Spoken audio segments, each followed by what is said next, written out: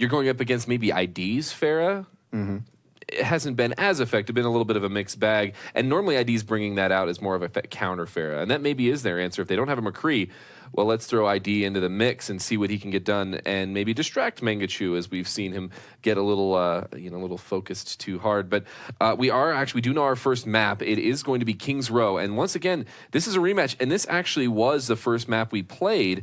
And Renegades, their home team this time, they picked it up and they were the ones that found victory the first time around. And honestly, Saipe, this was his Genji debut, I think, in some regards. Obviously, he's well known as a Genji player, but he played very strong. But anything else we can expect to see on King's Row?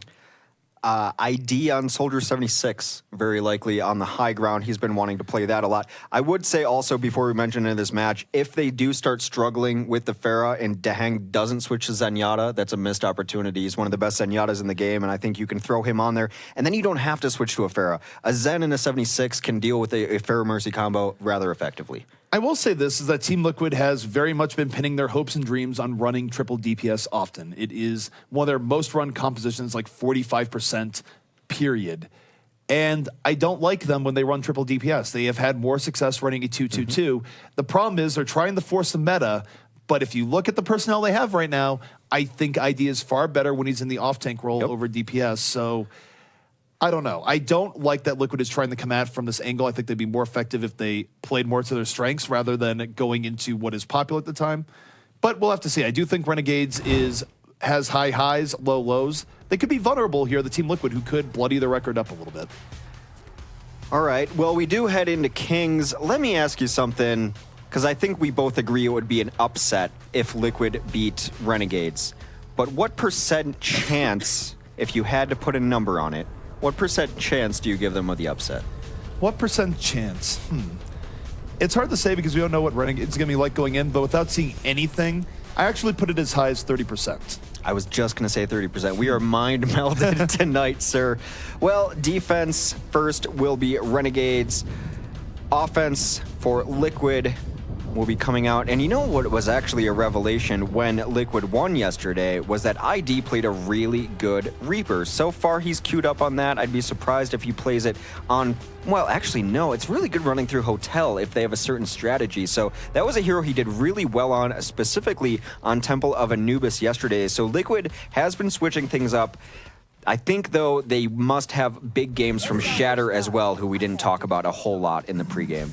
Shatter, of course, has been giving Team Liquid a lot more options. Again, I don't think he gives them a great triple DPS, although I will add as one amendment here, Reaper has clearly been ID's best DPS hero, period. Yep. So, but he's not going to be running in here, unfortunately. He's going to be opening at the Widow, which actually hasn't been that bad for openings, but I would actually be interested to see a Reaper on offense here. Unconventional, yes, but certainly playing more of the ID strength. As a hero, we think largely of 76 and Pharah. Those have been two of his weaker heroes lately. It has been Widow and Reaper he's done the most work on. He's going to come out with this Widowmaker. Hits some sort of shot, not enough of a kill, though, right away. On the low ground here, going to rotate up top, looking for more picks. Can be so pivotal here, just shutting down sight lines, letting the rest of his team come in. And you see the retreat already into the back corner from Renegades. The bigger issue here is that he's basically put an invisible pair of shackles onto Mangachu, where Mangachu must respect the Widowmaker, must prioritize the Widowmaker when going in, and while he's doing this, he's not able to be anywhere near as aggressive as he would like to be. So ID, before even firing a single shot, has greatly modified how Renegades plays this defense. And he keeps checking that window because that's the window where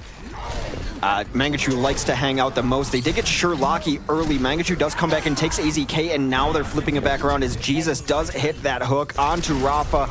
Not enough huge damage coming out. However, Liquid's still in this, evening it up. Shatter with a huge dash. Shatter with 2 kills early on here, and that's what you want out of your Genji. You want that dash reset contribution. He already almost has a Dragon Blade up, so he could have that as a finisher, but the deflection coming in. AZ can't fall through.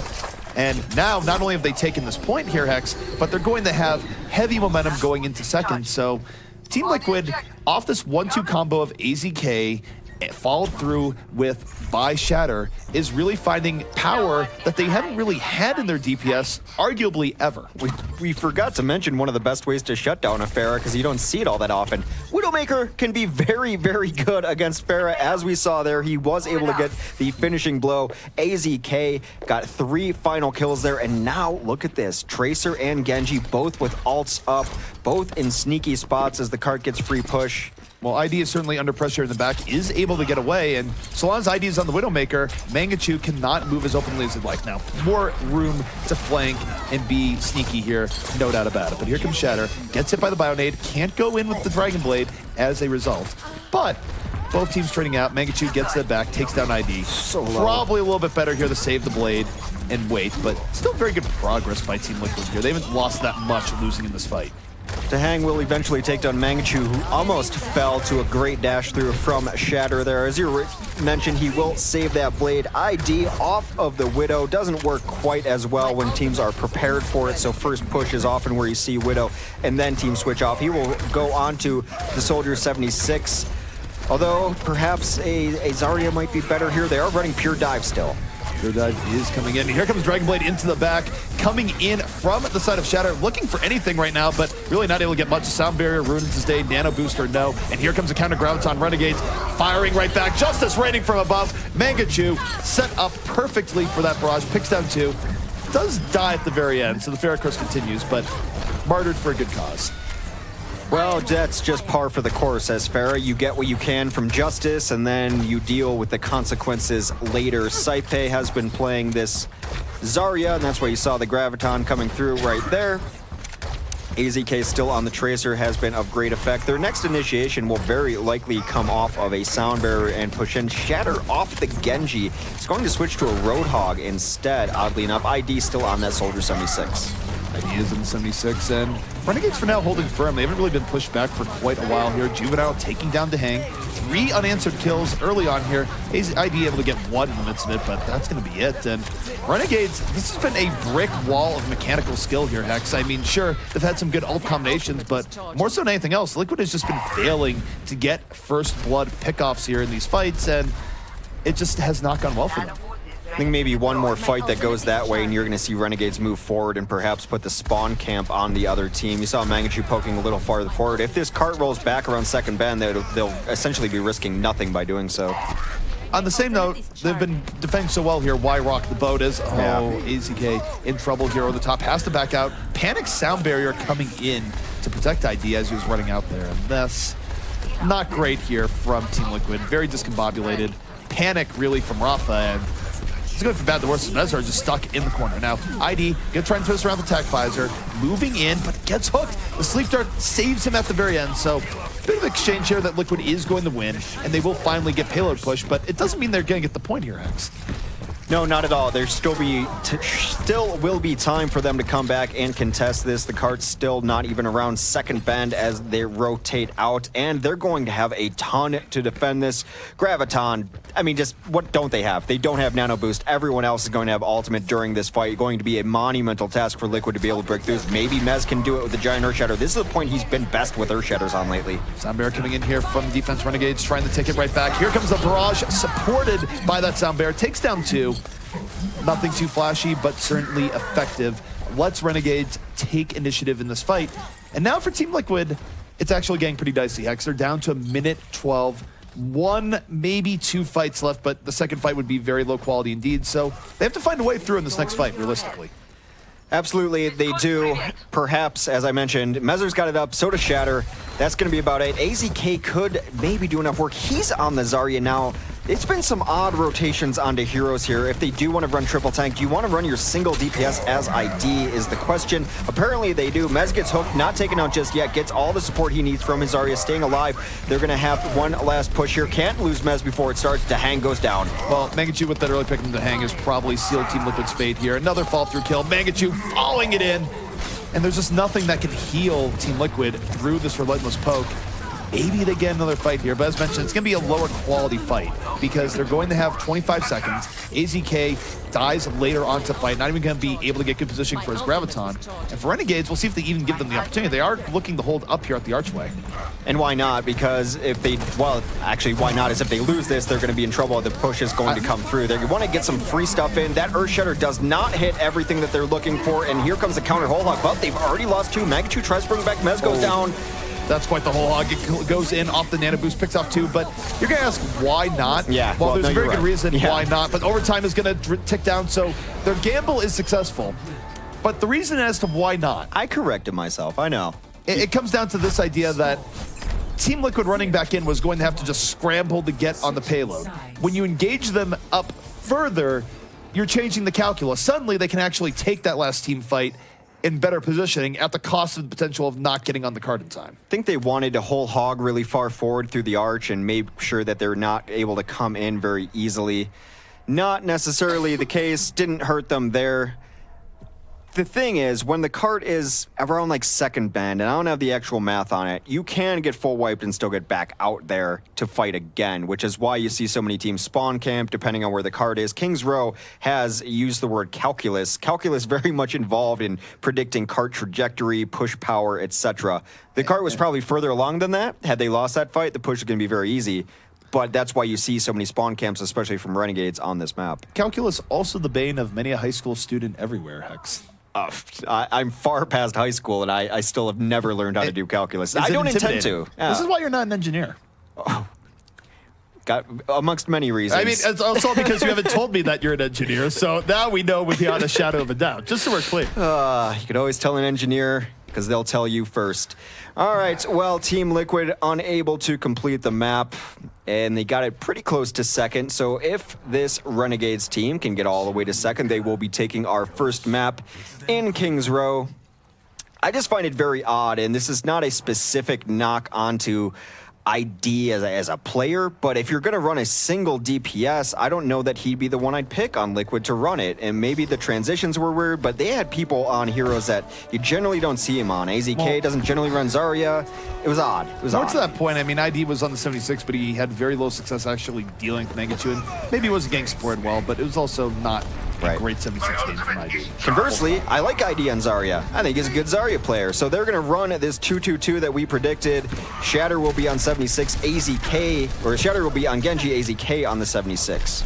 This is Liquid's one of their better compositions that they can run the situation. Already getting to a bit of a skirmish here on the point as Mangachu in over the top, looking for Dahang, needs one more rocket, not able to finish off immediately, but his team is right there to follow through. Jesus, coming in big, and Mangachu not going to be able to take down AZK, but distraction has been done here in the backline, so maybe AZK is a hero, but if not, it's not the worst attempt coming out here by Renegades. Well, not that bad, but that was a beautiful Helix rocket to find a Genji mid-flight. They will have everything they need. Look at this charge, though, on ID. Lit up and very powerful. As I mentioned, a very good Zarya player, which is why I'd like to see him on it more often. Saipa is going to rotate around up top, looking for a lone 76. He's got him in his sights. Rolls reversed. Well, it's a Genji and a Tracer, and a goodbye the AZK. Nothing he's going to be able to do to live through that. Well executed coming out here from Renegades. Mangachu, of course, with the fall through in over the top. So it was a Delta attack, and as a result, this is actually going to be very effective here from Renegades. It was the perfect Velociraptor comp right there. Genji, Tracer, and guess who was on the front door? Mangachu shooting rockets at him. Just as you're dealing with Mangachu coming straight up, here come the two from the sides. You didn't. I'm going to say Velociraptors are terrifying. I mean, you think about dinosaurs, though, the fact they have, like, incredibly long claws. They just... You know, I think that came out not too long ago that they were probably the size of chickens, and I go, so what? Does that make them any less frightening? Chickens are already kind of scary to me. Chickens are kind of jerks. Yeah, exactly. And then you put claws on them. Regardless, Jesus stops in, takes down ID. Mangachu goes down early in this fight. Here comes the Dragon Blade. Here comes the Soundbearer. Well, all ultimates into this fight here from the side of Renegade Saipe, trying to slice and dice, moving in, grabs one early on, gonna deflect, get his way out of the fight. So it's 2 kills here from Renegades. Despite Team Liquid trying to hold very far up, they're getting punished in turn here. Shatter not getting much of anything. And Renegades, a whole lot of time here, X. A little over 4 minutes remaining. and Mangachu's going to be setting up here for the over-the-top barrage, and that's the yellow box of victory. A lot of teams are trying to imitate the aggressive style that a lot of these newer teams have. LG Evil, Renegades, Selfless, all very good at the aggressive defense. So far, we've seen Complexity try it, not do well. Liquid try it, not do well. Immortals has had mixed success on it too, so is there a definite divide between old and new guard? Barrage takes down Mezzer right away. And that barrage is worth. Now they don't have to worry about the shields, although Mangachu gives life early on for it, and maybe this created an opportunity here for AZK as he does fall through early on the site base. So the DPS part from Renegades actually very much thrown into backline. Effectively, Jesus as the main power here. And though he's good, when a Tracer has to be the main carry and isn't the distraction, actually can be difficult. And Team Liquid is able to make some space. And space they badly need here, actually, because they have to defend this yellow box of victory for 3.5 minutes. It is hard to get back up here, though. A pretty long walk from the offensive spawn to where the second point needs to be, to where they have to go. Fighting on all different flanks right now. Have to be careful. Don't want to lose Mangachu early. Jesus throws in the pulse bomb. Mezzer down again. Sound Bear coming out here from Renegades. 2 unanswered kills. Mezar is out. AZK is out, who's been the glue. It's going to come down the Shatter. Shatter getting very close to a Dragon Blade, but I don't know if he's going to get him a time. Here comes Shatter moving in. Saipei, also a Dragon Blade. Both Genjis showing their swordsmanship skills here on the final fight. And actually, Team Liquid keeping Renegades back a bit, so it wasn't the craziest of Dragon Blades for either Genji, but that worked out in Team Liquid's favor. Largely off the strength of Dahang there turning into DPS. Ana was able to take down Jesus early, and that allowed him more space to focus on everyone else in there. Shatter eventually takes down his counterpart. Look at that. Dahang takes down Jesus again. Jesus. So Go ahead. for Renegades right now, you just have this situation where you start questioning. This is actually, they have 2.5 minutes, they have plenty of time, it's one fight, and yet Team Liquid's been looking much more solid. They have. And Mez is going to have his ult up. They're going to push into a Sound Bearer as long as Rafa doesn't drop that. The notion of a team wipe is almost non-existent. So we'll see. Rafa staying up and upright on his rollerblades is important. Here comes that Earth Shatter. Earth Shatter comes in. Mangachu now coming in as a support. A little bit late to the fight. Could be hurting here, but with AZK dying first, it seems like it's still going to be going pretty well here for Renegades. 3-1 in their favor. Dahang is out of the fight. And anytime Dahang is gone, it goes pretty badly for Team Liquid. They no longer have a source of healing. Shatter fighting against everything, against all odds here, but goes into a Zarya beam and just going to be farewell to Shatter. So Renegades taking that slow victory push. We have a late tech visor coming out from AZK, but what can you do there? There's no way that's going to work out, and yet he had no choice but to do it anyways. Had to pop it. Mangachu raining death from above, and that will be Renegades taking the first map of this series against Team Liquid on King's Row. Some say Jesus is still falling into the abyss to this day. Oh, you mean the player? All right. That was a weird reference. I am, of course, the player. Like, I'm just looking at it, like we're looking at him. I'm just trying to make it weird. I'm trying to emulate one of our favorite other casters. Here comes clearly, Jesus. it's working. Here comes Jesus as Tracer, shooting people on the ground. Always good to start a highlight. Gets the boost. I think it's when Dahang took him down late after this. Let's see, but nano boosted Tracer, why not? Certainly getting some work in towards the end. And I will say this, Renegades still came out pretty strong. Team Liquid did not have a great answer to Mangachu overall, which was much to their detriment. And I don't know. I mean, on the other hand, Team Liquid did come out with a good defense towards the very end. So you see sparks of life, it just wasn't quite there. And I think their positioning is one thing that I question. There's two things that I question from Liquid most of all in this one. I mean, alongside not being able to deal with the Pharah, is their positioning. They're like defending up front, which I know you have to do, as much as you can when you're defending on such a short leash. But then also they just don't seem to be picking the way that we want them to. And we don't really know everything that's going on, but they do seem to have more success when ID's on that Zarya and they're playing the 2-2-2, and yet they're still trying other things. Is this just because they want to play those? Is because ID doesn't like to play Zarya? Like, why are they doing that? I don't know. I honestly do not know, because if you looked at just when they're most successful, it is when he's playing Zarya and they run the 2-2-2. The accurate answer is we do not know. Yeah. The educated guess is that it wouldn't be the first time in Overwatch that a team tries to play to the meta, in air quotes, and it's actually not the best fit for their team. We saw a while of that back in Triple Tank, where certain teams tried to run it, didn't work out. They were actually better running multi-DPS setups, like you look at Misfits back at DreamHack. So I mean, for Team Liquid, I think it is a case where they are trying to fit in what has been effective for other teams. I just don't think it's effective for Liquid. Yeah, I think that decision quality is something that I think they need to work on, because these are all things that can be fixed by just getting a grasp as to, like, well, where do we want to fight? Who do we want to play? So we'll see if they can work out some of those kinks. This was not their strongest map, I think, coming in anyway. And they did have some glimmers of hope on defense, but I want to talk a little bit about Renegades. They actually showed a little bit of flexibility that I really enjoyed. In the very beginning on defense, they were playing that 3 tank with 1 Pharah, which worked really well. Saipei was on Zarya, Jesus was on the Roadhog. And then on offense, they switched to 3 DPS, and that seemed to work really well. They did switch to 3 DPS, and I will note here again, the reason why you saw Mangachu having the degree of success that he had is that you had ID on the 76, and frankly, he was not under enough pressure there. I mean, if you're going to run just the 76 to deal with it, A, the 76 has to be very on point. Mangachu is one of the better players in the game.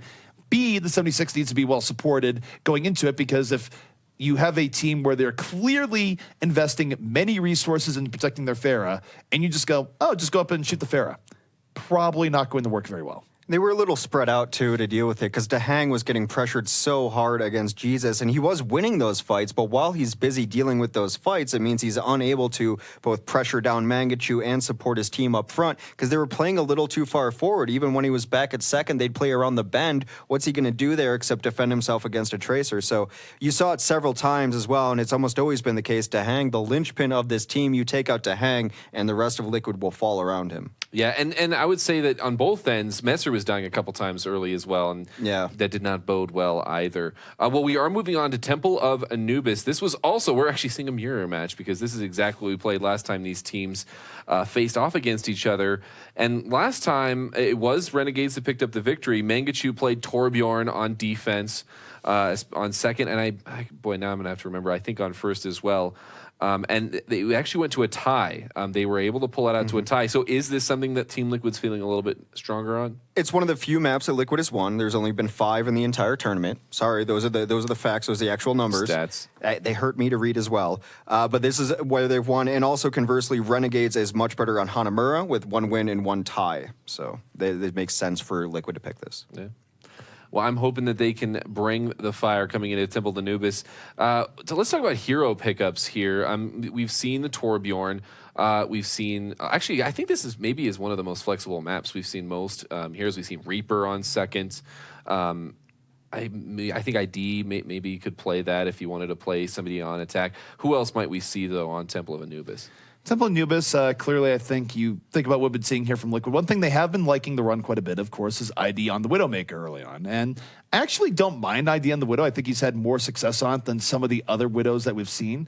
Not necessarily game-breaking, the idea that he's pulling off 3 kills, etc., but so long as you're not dying immediately, sometimes getting pickoffs, but also adjusting how the other team is positioning, I do think the Widow is worthwhile. I think that people do underrate the intangibles of Widow when you go in, especially on a map like Anubis. If that happens, you also see Mangachu probably switch off. This is also a map that Mangachu really flexes his hero pool on. You could see a Bastion, and that's not even patch Bastion. That's just Mangachu would run Bastion sometimes. You could see a Mei on the second point. It's also one of the heroes in Mangachu's pool. He's got a very unconventional pool. He also played Torb a lot on second, where he's running back and forth, making them find the turret either left or right, playing the shell game with the turret, if you will, and really confusing teams. So I'd expect Mangachu, if he gets forced off the Pharah, because Pharah is also good defensively, all on both stages of this map, if he gets forced off the Pharah, to switch to anything. Yeah, and this is actually because I really like watching Renegades because of that Mangachu X factor. Like, you never know what he's going to play, and this map really lends itself to that in a lot of good ways. And going back though to the Widow option for ID, is it also brings up Messer. I think this is where we've talked about Messer and how he really has a strong Reinhardt. We've had some questions about his Winston, but I feel like this first point especially is someplace that we've seen that work really well for Liquid. So we'll see if they bring that out. I think the most notable thing is the last time we saw Liquid here on Anubis, one of the last times, it was, of course, cracking a Bastion strategy where Mezar was able to get in as a Winston of all things, where you don't usually go, Bastion, better run Winston, but it was actually part of a cohesive attack that did work out pretty well. So I think Bezar's Winston sometimes gets a little bit too much hate. I haven't seen the personal evidence that it's not effective overall. I think there's other factors to it. Generally do like Mezar's take. Yeah, it's more situational than anything. Yeah. I think his Reinhardt's better, but I agree with you that it's not necessarily Mezer's fault when it fails. I think it's just Liquid is not all that great on dive comp, and that's when you see Mezer playing the Winston a lot. So, well, they've got the dive tools, and let's see if they bring them to bear here. As Team Liquid are down 1-0 in the series, they want to tie it up as they're going on to Anubis. You know, the remarkable thing about Temple of Anubis to me, Hex, is you take a look at, despite all the battles that take place here and seemingly very old architecture, they just don't build things like they used to because it's very durable, regardless of all the carnage that goes on, much unlike the armor that our heroes are wearing. I would tend to agree, although the cleanup crew should get out there. It's rather pristine, and then you've got this thing with the graffiti on it, although I don't know if it arrived with the graffiti on it or whatnot, but the Murlocs have been spraying that dropship that you come out of very early on, but the statues, very pretty map. There's the Jake Perch, as I'm going to call it now. There's the graffiti onto the Land Rover shuttle. I don't know what to call it. I don't know, but it does remind me of a terrifying dream I had once. Woke up in a cold sweat. They added Murky to Overwatch. You're just having Heroes of the Storm flashbacks. I, for one, love Murky. I, for one, embrace our Murloc overlords. Because I like fun, ZP, and Murky's very fun. You like fun, although if you follow anything of Heroes of the Storm recently, people were very unhappy with Murky in recent times. They did rework him, yes. Rework the Merc. However, this Liquid attack will be running a dive composition ID on that Widowmaker. That is what he's been playing lately on this. Defensively, Renegades going to put Mangachu on the Pharah. Of course, Jesus will be playing a Tracer, and then they've got a couple tanks of their own, unconventional, but I think Juvenile has done some scouting, knows he's going to have to deal with ID at some point. He's looking for him. Well, again, this is going to come down to, will ID be able to deal with Mangachu? And for that matter, is he going to be able to dodge in and around Saipan? Look at how far out Mangachu is right now, really just trying to apply pressure ID. Ends up taking a shot fourth, though, and now going back in, but taken down by Dehang. The double fire is there, and ID can die here, and it's actually fine. I mean, you have Juvenile so far off the point, while Team Liquid is clearly getting very good momentum onto the point. I'm okay with that trade. Juvenile is also pretty hurt, and there's no one really to heal him up, so he's going to die in there as Saipe able to take him down, or actually vice versa. Saipe goes down to Mezer. They're late in the fight, and as soon as Mangachu gets pushed off, here he comes. He's going to be playing Torb on second point. They're also going to run a May. It is just a random note about the Widow here, but I don't think it's as useful for Renegades because you could argue Juvenile is a weaker part of their team. But for teams where you have players like Train on hammers, you can argue that just trading out a player Widow versus that is fine because you're going to draw a tank out to deal with it, and you've basically made it 5v5. Absolutely. We'll see how Mangachu ends up doing here. He's going to be moving that turret left and right, always on the opposite side of the push. So you see it goes down right there. He's just going to set up on the opposite side. You'll see this all day until they find an effective answer for it. And Mangachu, of course, good at varying up the turret position. Might be here on his left this time, could be on his right the next time. Either way, Team Liquid looking for a way to pierce through. Shatter holding onto that Dragon Blade could very well become a Nano Blade, but look at how heavily they're getting poked down right here. Finally, their health pools give out. Two of members of Team Liquid dying immediately, and pushes over. It's done. Yep. They had a nice wall early on to separate them off, then when the wall cracked, they were all peeking through, and that's the perfect spot for Mangachu to just be sending red-hot rivets, able to get a lot of poke in. As you mentioned, the Bio Grenade went down. Saipe is going to be trying to just get some free icicles in, get his Blizzard charge going. No one really to contest him up there for the moment, as Liquid has switched over to a couple tanks. They're running 3 tanks and single DPS, Shatter the lone DPS on Genji.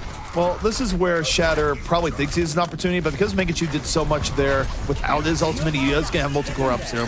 Shatter moving into the back, Nano Blade, and oh, he gets slapped and immediately eliminated. And that's not a good omen here for Team Liquid. You lose that level of power here early on. They're able to take this out 3-1, but here comes the Molten Core, and if they were able to get through the Molten Core, that would be pretty amazing under the circumstances. They haven't lost extra people here, so they do work around it. The turret perhaps not the best spot. Late Blizzard coming out here. No one dying to Blizzard up, and oh, AZK gets hammered. That's reserved for Hammered Esports, Mangachu. You have committed copyright. You would know that Mangachu only did that for style points, right? Because he's close range, he's got ammo in his gun. Mangachu throwing the hammer down. They were able to clean up, largely based on Saipe getting that Blizzard going, a lot of people in rough position. There, they had to burn through some ults, but on the other side, Liquid doesn't have a whole lot to work with either. What they do have to work with, and this is always the case of Anubis, 5 minutes to push the point. 4.5. They do have plenty of time, but that was a better opportunity in a sense. At least they had the Nano Blade, but Shatter just got very little done. And now the rest of Renegades, they can sit pretty confidently here. The Sound Barrier does come out, and Jesus, who gets boosted and goes for the whole hog, gets thrown out of the fight by the sleep, and yet still much of this fight going the way of Renegades. Well, still in here, still trying to get some damage done are most of the tanks. Juvenile, with the tank coming back out for the defense, will have Earthshatter up. He'd prefer not to use it if he doesn't have to. Rafa is going to bail out of this fight. It is time to go, says Liquid. But Saipe has an icicle for him. Take this popsicle home, Lucio, she says, and he goes down late. Well, that's just clearly a case of brain freeze. There's no other way of saying that. I mean, brain freeze in more than one way. But you will Blizzard up for the next fight and Molten Core, and that's about as ugly as it gets for trying to get in on an assault point. Now, this is interesting coming out here where it's AZK that's going to be in the Reaper, not ID, which I guess I'm fine with, though ID has had very good Reaper showings here, so I don't know why you rock the boat in that regards. Either way, though, if they throw Graviton into this, it's probably going to be a huge mistake because they're throwing Graviton in Molten Core and Blizzard. I can't see how that ends well. Well, maybe if they pull them under the bridge is when they've had success. If you pull the Mei under the bridge and negate her ability to blizzard the point and wall the point, it can work. Earthshatter comes out not necessarily getting the value it's looking for. Well, Juvenile goes down pretty early, did the Earthshatter preemptively, and AZK gets that back, takes down 2. And despite the Blizzard being on the side here, everything falling here for the side Renegades, it's going to have to Molten Core. It's a very late Molten Core. Mangachu can just outright die here if he's not being careful. We'll stall it for a bit, but it's 6 people on the point. Full 6 on the point. Respawns are going to be coming in slower as a result, and I can't help but feel like Renegades has misplayed this rather terribly, Hex. It has not looked great. The stall out will come out, thankfully, to a Mei in the corner. AZK has been doing work on this Reaper. It seems like Liquid has found their new favorite hero, especially on this map. Reaper has done great for them, regardless of who is playing it. 2 ticks already down. That is a Lucio wall riding, trying to stall out. Liquid doing very well in this fight. Liquid doing incredibly well. They're keeping on the momentum. They still have a full 6 on the point. Respawns are getting slower as it goes on here. And now that very well could be it. Sherlocky going to fall. Last few build of the stall coming in. Mezar gonna drop the hammer and perhaps drop the hopes of Renegades of finishing out this defense here. Respawn still coming in, but this has been so decisive on the offense. Still holding 6 on this point for what's felt like here for almost a minute and a half now. I mean, Renegades hasn't gotten a kill in a very long time, and they're still able to stall this out with just a fraction of a sliver left on the point, still being contested. Still no kills for Renegades. I'm actually somewhat impressed by how long the stall's been going out here for how thoroughly trounced Renegades has been getting. I mean, Renegades has been getting rocked. This has been every kill going away at Team Liquid, and yet we are still getting stalled out. And this is after a recent change to Assault, but finally, the flood of respawns ends. And Team Liquid, great composure to keep that solidified at the very end. And I gotta say, so let's break down why that went just so terribly for Renegades. They had Earthshatter, Blizzard, Molten Core. Here's what strikes out to me. One is that I get that Mangachu is using it in part to delay and set things up, but when you're waiting until you're one of the last people alive to do Molten Core, you're not doing your team any favors. Right, I completely agree with you. Also, this Team Liquid, the comparison you made in the pregame to Luminosity Loyal, or original LG, is extremely apt now, because now I don't know who's going to play what anymore. Right. It seemed like ID's one of his best heroes was Reaper. AZK switches over to it. Hey, no big deal. He played really well on it, but it is confusing and a little concerning. I do want to finish breaking down that last fight, though, and you take a look at Renegades, because I feel like, yeah, so I mentioned Mangachu, but if there's a real area where they probably lost it, Juvenile had an awful Earthshatter. Not only did he have an awful Earthshatter, but he was nowhere near the rest of his team, so he had this twin combination where he was horrifically out of position, nowhere near where the rest of his team was positioning, so he couldn't get heals, couldn't get saved, but then he panic Earthshatters one person. Why you are there when your team is in another castle, I don't know. I don't have a good explanation. But when you lose your Rhine for free and then you mess up your ult chain, that's how you throw that last point, which should have been at least a well-invested defense by Renegades, if not clean. Fair enough.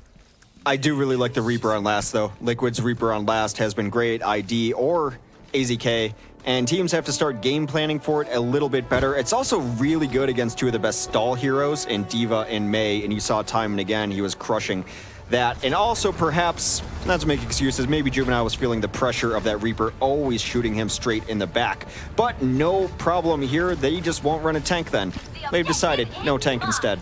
Widow on first Anubis becoming more and more standard across many team here. Of course, Jesus now the one looking for early pickups with Juvenile dying immediately to AZK. That's just not going to be a great look here from Renegades. They're going to have to back it up. But plenty of attempts here on Anubis point A. Pretty rare to see full holds, but it does happen. Indeed, it does happen.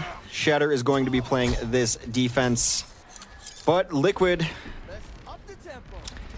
should be able to mount a early defense here. Shatter, wow, Mangachu goes down to a Helix rocket. That's not the rocket that usually goes for. Hello. Just returning your Widowmaker bullet to you. Why not? So that is quite the deflection coming in from Shatter, and Jesus just could not help himself, but very slow start here, the Renegades. It's actually too quiet for my liking here on Anubis. Yeah, I completely agree. They're losing key elements every time. A great prediction that Juvenile is going to be popping back up, and wow, he does get taken down. Actually, Jesus getting popping back up takes down Shatter there. AZK trades out with Juvenile on the point, so trades incoming so far. Farah over top, Saipe goes on too. They've lost a key part of this dive composition every time they come in. This has been sloppy by Renegades. Very, very sloppy. Now, they are running Mercy here with Mangachu, so they're going to have a chance for Rez and a fall through. Mezar is going to go down, so 6v5 opportunity. They're about to have Rez in reserve. This is the fight that Renegades needs to win. If they lose this here, the odds of them getting held actually pretty big. But Shatter coming in, takes down Mangachu early on. The Resurrection needs to come out here soon from Shiraki. Is he going to push that button? He's at no HP, and no! He gets taken down. Does not like the idea of pushing the Rez there. And now, I actually think things get a little bit dicey for Renegades. They still have that in reserve, but that was a very good opportunity.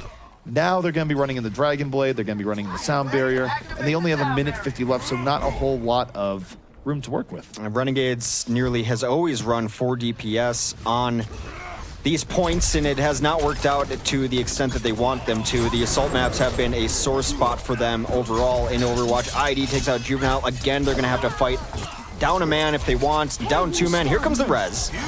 That is not a good Rez. Resurrection is used just as keep even rather than pushing an advantage, and Shatter shows why that is a bad idea, cleaving through 3 people.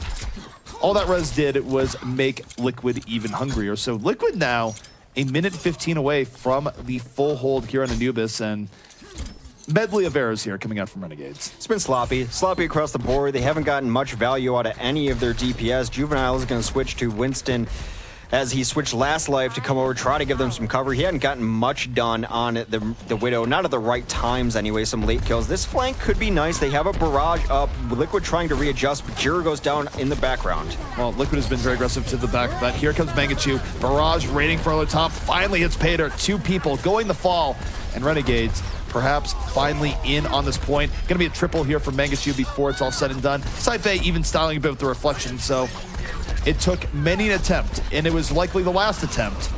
But Renegades will be taking this point and will get their opportunity to assault point B. Get a little more time to go to point B. We'll see what they want to switch to there. I have a feeling that Mangachu may just stay on this Farah. Looks like he was much happier on it towards that last push. The nice flank coming around. Defensively, not a ton of switches coming up. They seem to want to stay on what they're running. Don't want to give up alt charges, especially into this first push. Saipe getting pressured down, will get the heals.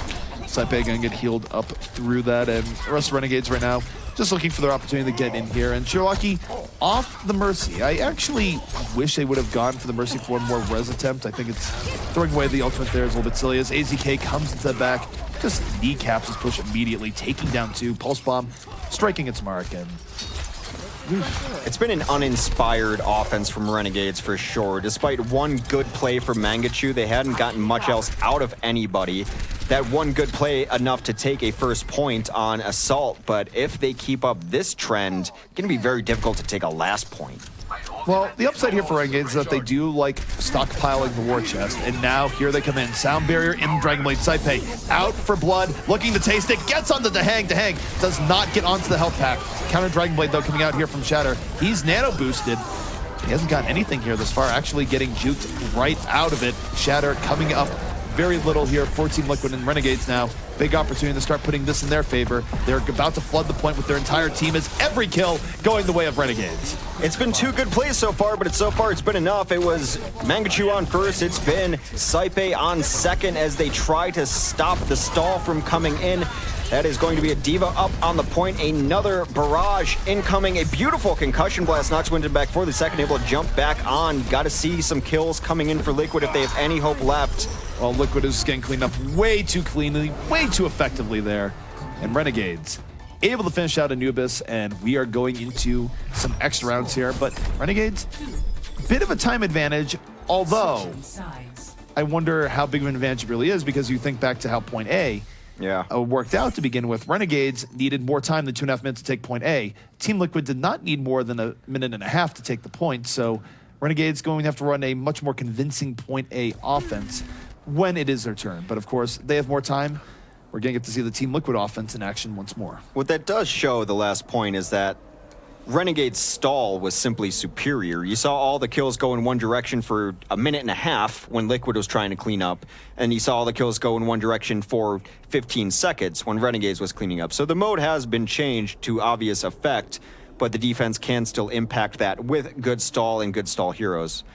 So, as you mentioned, about a minute advantage going forward for the Renegades. And we'll see what teams want to run now. It appears... Well, you take a look at the Renegades and the defense that they're setting up here. They're not really changing up too much in the way of defense. Although, I say that, they do have Mangachu in the 76 this time. So that is a bit of a difference here. I think he realizes that ID's coming in the Widowmaker. He doesn't want to have the situation when they have to throw someone in to deal with them immediately. So I think they're giving ID a little bit more respect now, and his impact that he had on the first time go around. Well, they're not going to have anyone to throw in onto him early on. There's no Diva, there's no Winston, so it's just going to be sitting behind a shield, hoping to hit shots onto him, hoping to deny him the sightlines he's looking for. But noticing this, ID is just staying on ground level, looking for sightlines of his own. And now I think they have an idea of where Mangachu is set up. That is a typical spot. He's going to have to back out. Gets pressured, but not enough pressure. Shatter gets hooked in by Jesus. Shatter getting the one-way ticket back to the spawn room, courtesy of Hook Airlines there. And that is unfortunate, because that just really hurts the rest of Team Liquid here. The ID suddenly under way more pressure. There's no Genji to really steal attention from him. So he's going to sit here and look for shots, but this is a different approach from Renegades. They're not going to throw anyone after ID. They're going to say, well, ID, let's see if you can beat us. And ID, as a result, going to go a little bit deeper in. Hook Airlines, one-way tickets to Never Never Land. ID does take down Mangachu. AZK follows it up with Jur's kill right there. 2 really nice opening kills. And now the rest of Team Liquid starting to get onto this point. ID again, finding Jesus, and ID proving that he is a threat that you have to throw someone on. They said, ID, please beat us, and ID is beating them horrifically right now. So it's working out here for Team Liquid. They don't have that much time left here, but they will get this point. They will get a bonus 30 seconds, and we'll get to see them in their one attempt here on point B. 30 seconds is all they get as they cap this, but who knows? It could be enough. Getting the point, the first point, is a very big deal given how their defense looked against Renegades on first point. So as you mentioned, 30 seconds coming in. ID with the immediate swap over to Reaper. That is what they like to use. Dahang will have Nano Boost at some point during this fight. AZK could open up the fight with a Pulse Bomb or save it. We'll see what he wants to work with. It's the only ult so far on the field. Mangachu is going to be swapping to that Torbjorn. It's only going to be on it for one fight. Molten Core not going to be a thing, so I actually question this a little bit. If you don't have the Molten Core upside, it's a little bit weird, but they do pick off 2 immediately early on. AZK, Pulse Bomb from the grave, but he's not going to be around here for the rest of this. We are in overtime. Final effort here from Team Liquid, but they are getting poked down very heavily, and yet still in this fight, although Jesus with that hook off on the ID probably has sealed the deal, because ID's not going to be there anymore to be cleanup as the defense is able to get back in onto this point. But the offense also getting back into this point as both of their DPS now come in. They both get Sound Barrier 2, perfectly timed by Rafa to get both of his DPS alive. A Sound Barrier or a grab will come down, lock in a few of those. Desperation time for Liquid. Shatter really the only one up. Not up enough, as the point will be uncontested. Defense holds on there. However, they can defend first point and still win this map, Liquid. They can still defend if they, or they still could win if they get the first point, yes. But you look at the stats for the amount of time that's left, and what we generally see in situations like this, we are now very much into draw territory, where if you were looking at this from a purely stats point of view, the most likely outcome is going to be a draw unless either Team Liquid has an enormous defense or Renegades has a blazingly fast offense. And actually, of the two, you're more likely to see a Team Liquid defense based on what we just saw a moment ago. Exactly. Juvenile is going to decide that they played much better when he was on Winston than they did when he was on Widow, which I would tend to agree with. Very good at getting people off those cliffs. ID will very likely be set up onto that top perch as Soldier 76. So triple DPS on the defense, Mezzer on the tank there. Very similar compositions coming out, but Mangachu and Sherlocky could be difference makers. It's really going to depend if ID can handle them. Dahang's going to have to chip in on that fight. Well, key thing here is that Mangachu is going to need to get kills without the aid of Barrage. He really had the clutch on Barrage at the very end to do this, and frankly, he does not have enough time to build up a really good Barrage. I mean, maybe the take first, but then you're still in draw territory, not where Renegades wants to be. So this engage needs to be far more decisive from the side of Renegades. They can't middle around like they did before. They only really had 2 good plays last time, but those 2 good plays were enough to take first and second point. Barrage and Dragonblade. ID getting very hard pressured by Juvenile. Juvenile going to be able to get out. Mez goes down conversely on his own Winston. Now they are without any sort of tanking, any sort of shield. Juvenile is going to come back in very early. Juvenile has been the sacrifice. So Mangachu in from the top, takes down not one, but both supports with that distraction in from Juvenile, and even finds ID getting onto his natural counter. So right now, Renegades, a much swifter early attack. They're going to buy themselves an extra 30 seconds here, Hex, and now this actually gives them enough time for 3, if not 4 pushes on last.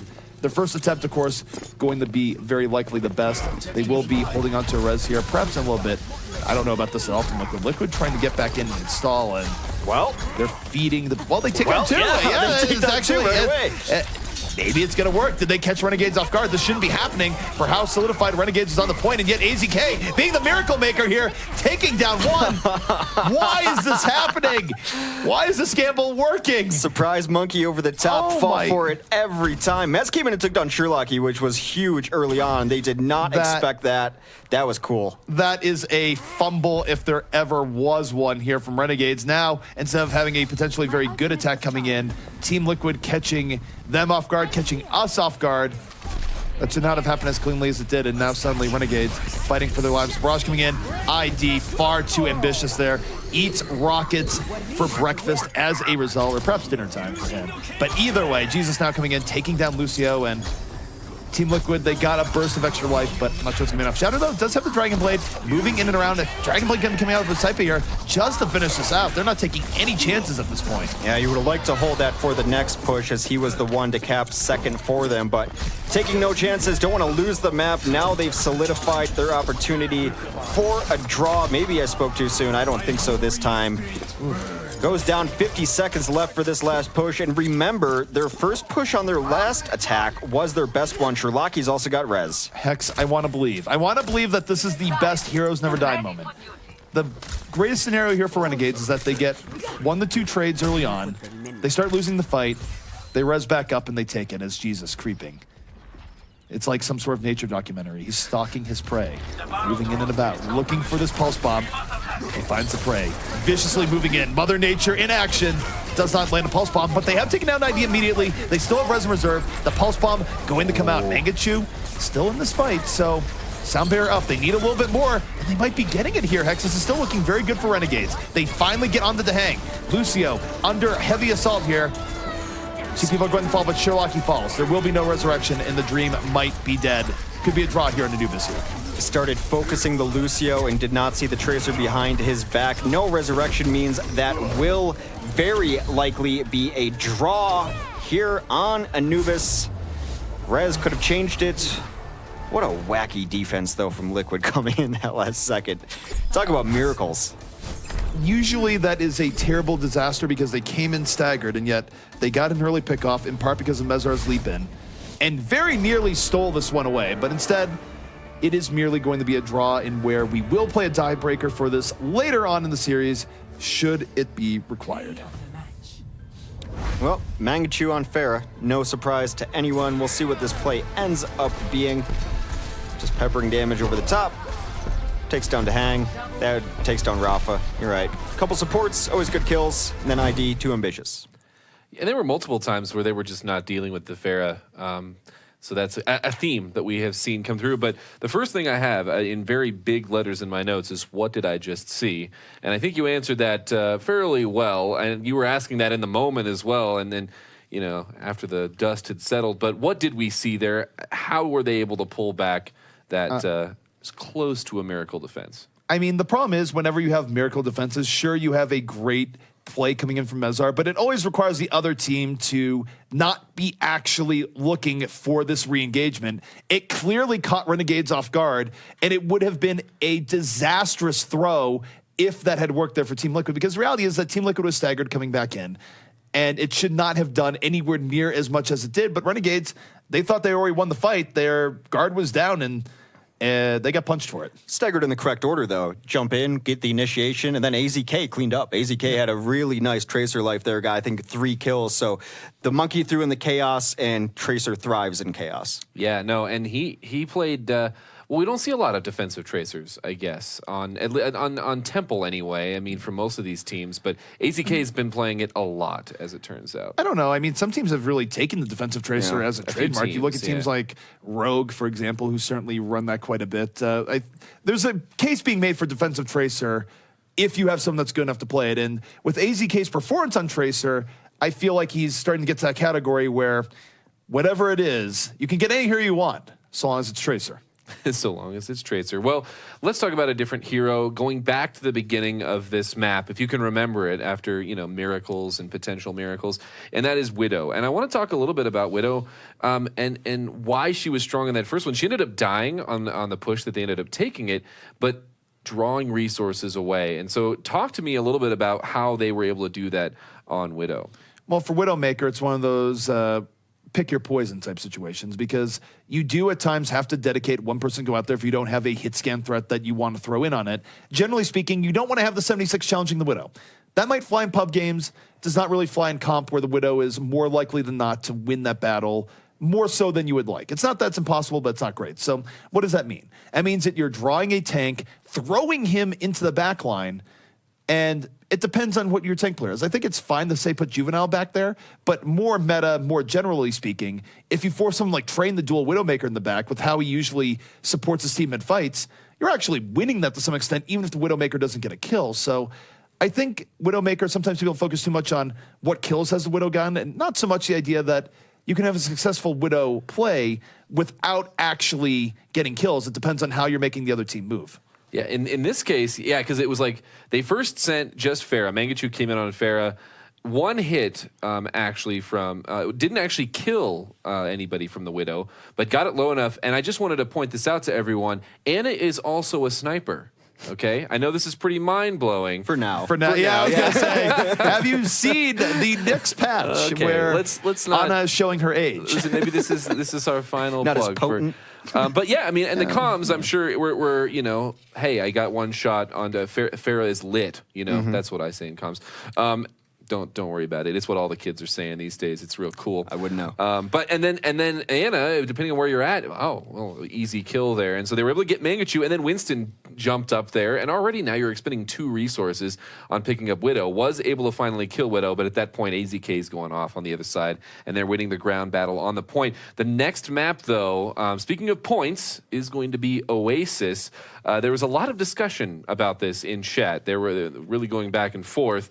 We landed on Oasis. This was selected by Renegades. Why do we think Renegades want to go here? I don't know. They had it on Nepal, which would have made perfect sense. Renegades are 6-1 in control. Their only loss being Nepal, and Nepal, of course, being one of the 5 maps that Liquid has won throughout the entire tournament. So it would have made more sense there. They're going to go to Oasis instead. I don't think necessarily you want to play Renegades on Oasis. Very vertical map. They must think they have an answer to Mangachu. It's a fair playground, and yeah, I mean, it's a case where maybe you're hoping you can deal with that a little bit more effectively. But, I mean, we'll see. I mean, I will say that we haven't really seen teams pull out the Rogue playbook as effectively as Rogue did in dealing with a Pharah, where you grab a 76er McCree, and then the key there is that you have the Ana flex to DPS, and you burst the Pharah down at the same time. Mangachu hasn't had to deal with a whole lot of that. Yeah, and I mean, in the past, the way Team Liquid's dealt with this is ID on the counter Pharah. Do you think we're going to see ID playing Pharah, or has that ship sailed? Yes, because I can see it right now. Oh, come on. No, but probably. Spoiler ID alerts. has tried to play counter Pharah a lot, mostly because it has been Team Liquid's best answer to it when they can't run a Widow. I think the Widow has been a good answer to Pharah, especially on King's Row. But ID, Pharah v Pharah, sometimes he's good at it, sometimes he's not. If I were a betting man, which I am not, I would still take Mangachu in this matchup more likely than not. But that seems to want to be their answer. What this does do is it forces to hang onto Mercy, so a lot of the other support's not going to be happening. Maybe AZK can chip in and do some damage too. They also do have 2 tanks that can get to the sky and bring it down, but both teams running a mirrored composition now. Unfortunately, ZP, we have yet to see someone hit by those cars. Well, you know what the real grim thing about this map is that you think that that's a normal highway, but the cars are actually rushing into the waterfall to their demise. That's not an underpass. You are actually just... Just gets darker and darker with you. Yeah, I mean, well, that's a lot of people going in there. Doan has actually told them that that's a road to nowhere. Well, so it's a road to Davy Jones's locker. Okay, quality. We'll see mirror matches going on. Both teams are going to jump up. Mezzer is going to go down very early as he did not see his counterpart coming in after the Pharah already took him down. That is a big first kill. Sherlocky goes down to ID, but mostly going in the way of Renegades right now. In fact, it is 5-1. Oh my God, Mangachu hits a beautiful midair shot onto Dahang. Well, this is certainly the game plan that Renegades hopes they will be able to stay on for the rest of this, and unfortunately, I don't think Mangachu is going to be under that much pressure. I mean, objectively, you take a look at ID versus Mangachu and where we rate their levels of Pharah's skill, you got to think Mangachu is going to come out on top more often than not based on what we've seen in recent history. They are going to give ID a little bit of help, though, as Shatter did switch over to the 76, but that help is short-lived as Shatter taken down. ID has taken out Sherlocky twice, and now there goes Mangachu. They're going to have to focus him with their tanks. Mezzer jumping up, taking him out is a good start. Well, Mezar certainly helping out. Not usually the support you'd expect in Winston versus Pharah, but hey, it does work out. But in terms of Tracer play, Jesus right now saying to AZK, anything you can do, I can do better. Also running in and about. Tracer v Tracer in the point, and no! Jesus going the fall here to the combined efforts of Rafa and AZK as Liquid should be able to retake this point, although Mangachu, nice rocket right to Shadow's Dome right before falling himself. Well, that's Liquid taking him back, but not after Renegades had already gotten 50% nearly of control of the point. And this is where Pharah's really shine, over the top, spamming damage through these corridors, getting free damage and keeping an eye on all the entry points. And then wherever they are needed, they will simply throw down damage. Very difficult to deal with these Pharahs, which is why you see also oftentimes on this stage in particular, Pharah v Pharah being prevalent. Well, Justice raining from ID right now, right over the top, taking down Juvenile. 2 kills here from Team Liquid, making it a third. IDD. Not IDD, ID. Let's not start that meme again here. Old habits die hard, but ID able to get that. It's why he changed his nick again, so that it didn't have 2 eyes in it. He's been trying to figure out how to get a 2-character BattleNet tag since day 1. It's always been a struggle for him. He even once changed his name to his last name for like 2 days. That didn't work out too well. It was truly an awful idea. Oh, that was a great reference. That was what he changed his nick to, by the way, for those who didn't get it. ID, though, is still playing very well control. Still in Liquid's control. And now a jump pad from Jesus goes over the top, trying to get something done. But meanwhile on the ground, Saipe got a self-destruct kill under Rafa. Well, Saipe starting this out on a better note here for Renegades. Jesus coming back in. A little bit quieter here for Mangachu as to hang. Second life coming in here to Team Liquid, but ID not part of that, so he's already out of this fight. Justice right from Mangachu, but he falls immediately. Sherlocky gonna res up the fallen as well, so Renegades back up in full Shatter. Off the flank, Tac Visor looking for anything. Not finding anything right away, but does find Jesus towards the very end. Jesus not able to break line of sight quick enough, and damage might have been done here from Shatter to delay this out. Perhaps. They do flip it back over, does Renegades. Now Mangachu got a kill. He's going to bail out and try to get back with his supports, knowing that they have control of the point. No need to necessarily fight out there. ID, or Liquid rather, is going to try to get back in here. Liquid has ID and to hang on this combination. They've won the air war so far for the most part. Air War is continuing. Mezar getting on that. God. ID just bodying Sherlocky here. Not satisfied yet. His thirst for blood still out there. Pharah versus Pharah. Height advantage underway. Mangachu quickly running out of ground to go into. And he's Fall? No, he does get back in at the very last moment. ID no longer satisfied with that because his team is losing the ground war. He has to come back to help, but might have chased a little bit too far. I feel like Oasis could just be captioned meanwhile for all the times we have to say it on this map because the air war is going on and then the kill feed shows us that the ground war has flipped to the other direction. So that is Renegades very close to closing out this map, but very likely whoever wins this next fight will win the stage. RNG being sporty, but Sherlock once more and finds ACK early on. That's huge for winning the ground war. Now going in even deeper on the Shatter, takes him out of the fight. 6v4 here, Farah v Farah. Will ID bring it back? He does take down Mangachu, and here comes the barrage coming out. It does not quite work out for him though. Does fall in the very end as Renegades looking to choke out Team Liquid here. First map on Oasis. A lot closer than people may have expected early on as Jesus taking one to the gut. And the pain continues. That's not a chrono accelerator. Yeah, just had to sacrifice himself there for the good of us all. Now, Mangachu definitely did not win the air fight, but he did enough. He did enough while the rest of his team, the 4 remaining on the ground, poor souls left behind, were able to clean it up and get the better of it for the most part. Not very one-sided, extremely close stage. There's a better showing there from ID, if nothing else. I mean, going in, we wouldn't expect him to match up as evenly with Mangachu as he did, but for someone who's really been struggling to prove his worth DPS-wise, it was a much better offering. Now, of course, we are heading in here onto University, and this is one time where teams don't always go for the Farah here. If they do, they don't necessarily stick with it as long as you might think. Both teams swapping off. Gonna be playing this a little bit more traditionally. Ground war, very much in focus. Both teams on the hog. Yeah, but not Mangachu. Mangachu is going to stay on the Farah. The other team does switch over to a 76, but a more traditional, beefy ground team for Team Liquid. Saipe gets into it with Roadhog right now. That is going to eventually, cause his death. Very back and forth mess, and Rafa chime in too. Liquid has grasped control of this fight for the most part with the numbers. Mangachu trying to bring it back. I don't think he's going to be able to do it. No. Shatter takes him out of the sky. No health, no healer, an angry Shatter looking at you. These are the things that result in a dead Mangachu. It's a very simple recipe, really. I should try to make it at home. Shatter will rotate around high ground. This has been an odd place on this stage. Not a lot of teams prioritizing trying to hold this. Lucio's hanging out up there waiting for a boop, trying to get someone baited up there if at all possible. But it does seem like they just want to rotate dead center right now and take this face to face. Well, the next fight is underway. Early hook coming out here from the side of Team Liquid. And the rest of them, they just come out off the flank. They pick off 2. ID not even that charged up, but who needs to be with the early pickoffs that they've gotten here. Renegades already conceding a lot of space, and I don't know. We have Mangachu, of course, on the Farah here once more, and we'll see just how this works out early on.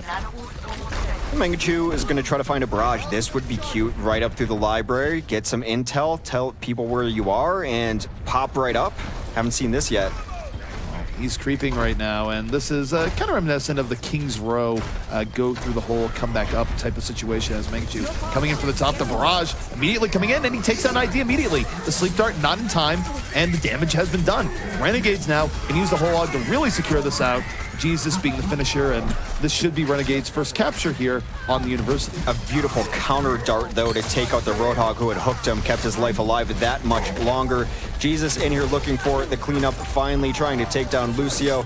And after 75+% has been put on the board by Team Liquid, Renegades will finally flip it back, thanks in no small part to a really creative play from Mangachu. Creative is certainly a way to describe it. And now for Renegades, they're still under a lot of pressure here. If they lose this fight, they have a margin of 1 extra team fight they can lose. So magic team number here for Team Liquid, certainly 2. Sunbear, though, going to be coming in from Renegades. Both teams dropping the beat. Neither team going super far in, but here comes the whole hog in from Team Liquid, but it's met by a Graviton from Renegades. Renegades looking to counter push back in, and some Bionade that stops them from healing. So Sherlocky right there at the Graviton fall through, and it's going to be sending Team Liquid running for the hills. Sherlocky has played really well. He has been a huge part of why they've won the last couple of fights. The sleep dart onto Roadhog to save Mangachu. That bio grenade, when it looked like all was lost in that Graviton, there'd been no follow-up up to that point. The late bio grenade starts off the damage and then allows the team to chase down and get the kills.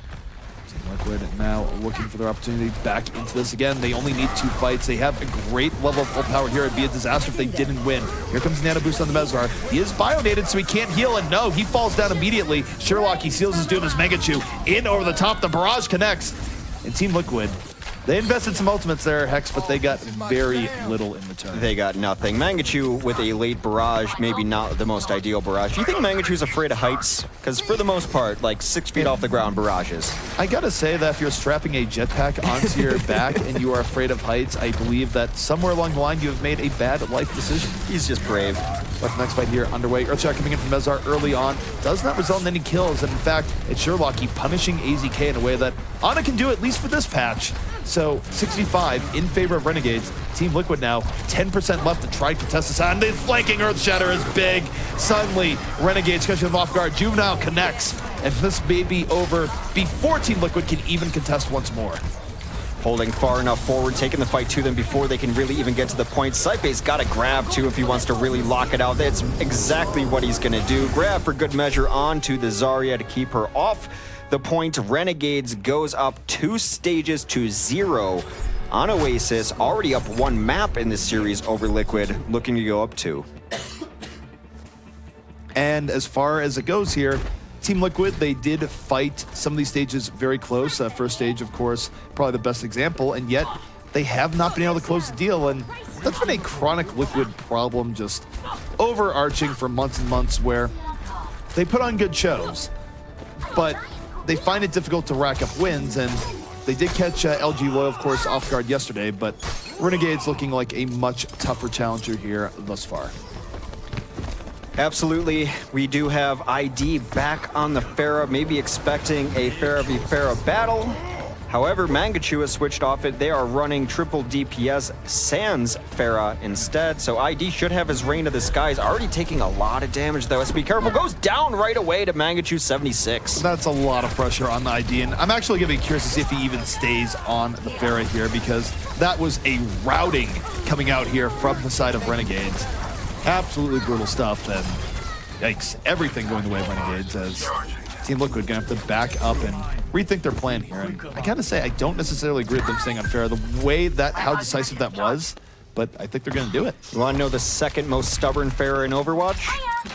His name is 2 letters. It rhymes with Schmid. You really stretched on that one. You really went for a way. He's really stubborn as well. I mean, Mangachu is probably the most stubborn, but ID has had chances where he should have switched long ago. But I guess 1 life is fine. We'll give him a 2nd life to see if he can redeem himself. Already took down Mangachu there over the top. And now, again, he should have pretty free reign of his skies, although they do lose their mercy behind all this. Oh, no. He lost his battery pack, to say the least. Yeah. Was able to keep in there health-wise, and Renegades firmly crushing the ground war, despite ID getting on Mangachu early on here. So, again, does not look like there is a signs of a swap coming anytime soon here from Team Liquid. So they're going to continue to run ID into this firing squad defense here of Renegades, and Saipe up in the bushes. This is some true ninjutsu stuff here. Hex says he's looking for a way in, although that engage a little bit questionable. Well, they do come up over the top. He does find himself a D.Va in there too. Shatter, who's been running that D.Va, try to shut down some of this hit scan power coming out from Renegades. So far been ill-effective. ID takes down Mangachu again. That's how the last fight started as well. It's going to be a matter of if he can pick up more than that. Well, this time they didn't suffer a whole lot of poke going in, but Saipe, the Dragon Blade, still have the chance of playing this back. The Resurrection going to come in from Team Liquid. The Fallen have been revived. There is no Res, of course, for Renegades. They're not even running the Mercy. So AZK running around here. Pulse Bomb already in action, and now for Jesus, this is just a matter of how long can he stall, and with him being this outnumbered, the answer is not very long. Time not on his side. Well, the stall does come to about 90% though, which is going to put Renegades in great position to close out this map, as 1 more concise fight should do it, although concise and decisive fights on Oasis are in short supply. So, for Team Liquid, they're going to have to be flawless here. They even entertain the idea of reverse sweeping for the remainder here on Oasis. And ID does have Barrage up and at the ready, looking for the ability to just come in over the top end. Oh, Mangachu just eating a rocket and some electricity courtesy of Winston. That is a clean pick off if there ever was one. Oh, That's 3 fights in a row that ID has taken down Mangachu, so perhaps we spoke too soon saying he should have swapped off of this, because after that first life, he has been a wrecking ball on Mangachu, and when you can take out the other team's top threat, it puts the rest of your team in great position to capitalize on that. Look at all these ults they have up too. Dehang, as long as he can stay alive, should be able to pull this back for his team. He's got res nearly everyone on Team Liquid with their ultimate ability ready. So for Renegades, it seems to be a good junk push, and then they need to come back after. I mean, it's possible. They do have the Tac Visor, Nano Boost combo, and I think they are going to roll it here. I just don't think it's going to be the success that they want early on, and Juvenile dies early on. Wasn't anywhere near the rest of the team. That engage, a little bit rough. But the barrage into the Nano Boosted Visor, not actually ideal, and this creates the opportunity here for Mangachu to bring this back. Has the double kill, and here come the Renegades.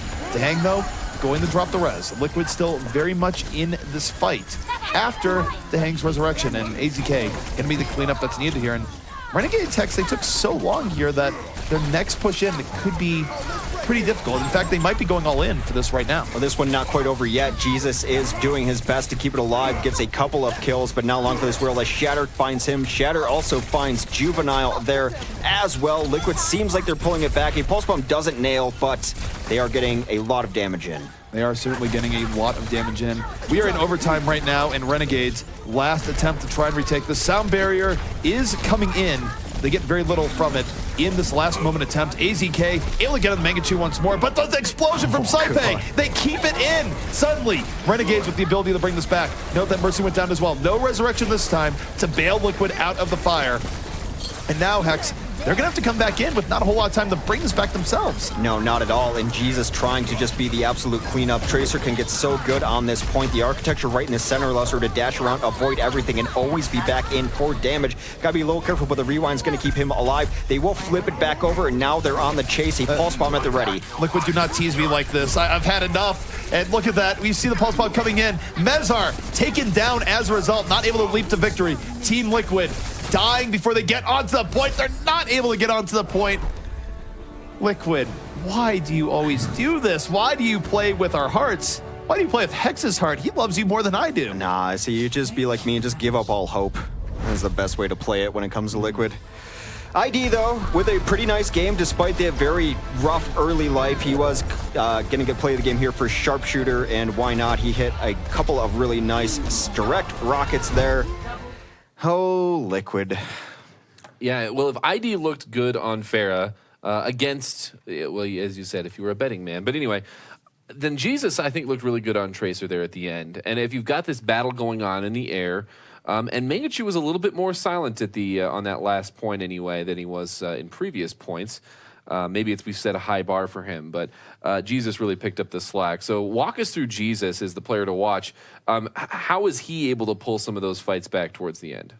It's like I mentioned, it's a great stage for Tracer, especially that last one, because she never really has to leave the pit unless she's looking for pulse bombs. That pit has that architecture right in the center. You saw it just blink around, blink around, blink around. Oh, there's a diva. I'll just go get this Winston. Oh, there's a Winston. I'm back over here. You know exactly where the reinforcements are coming from the other squad. They're either going to come through that doorway or the hallway, and they're great for landing pulse bombs. I mean, the key thing is, too, is that we are, again, in the era of the high-impact Tracer, and Jesus was sort of the X factor there, where even when a fight was going bad for Renegades, he would have moments where he would come in, pick off two early on, and suddenly it didn't really matter what the result of the era was, where, to his credit, ID had a better game than expected, but overall, Liquid not able to put all the pieces together. And again, it's kind of the Liquid experience right now, where they came very close to winning two of those rounds. They were at 99%.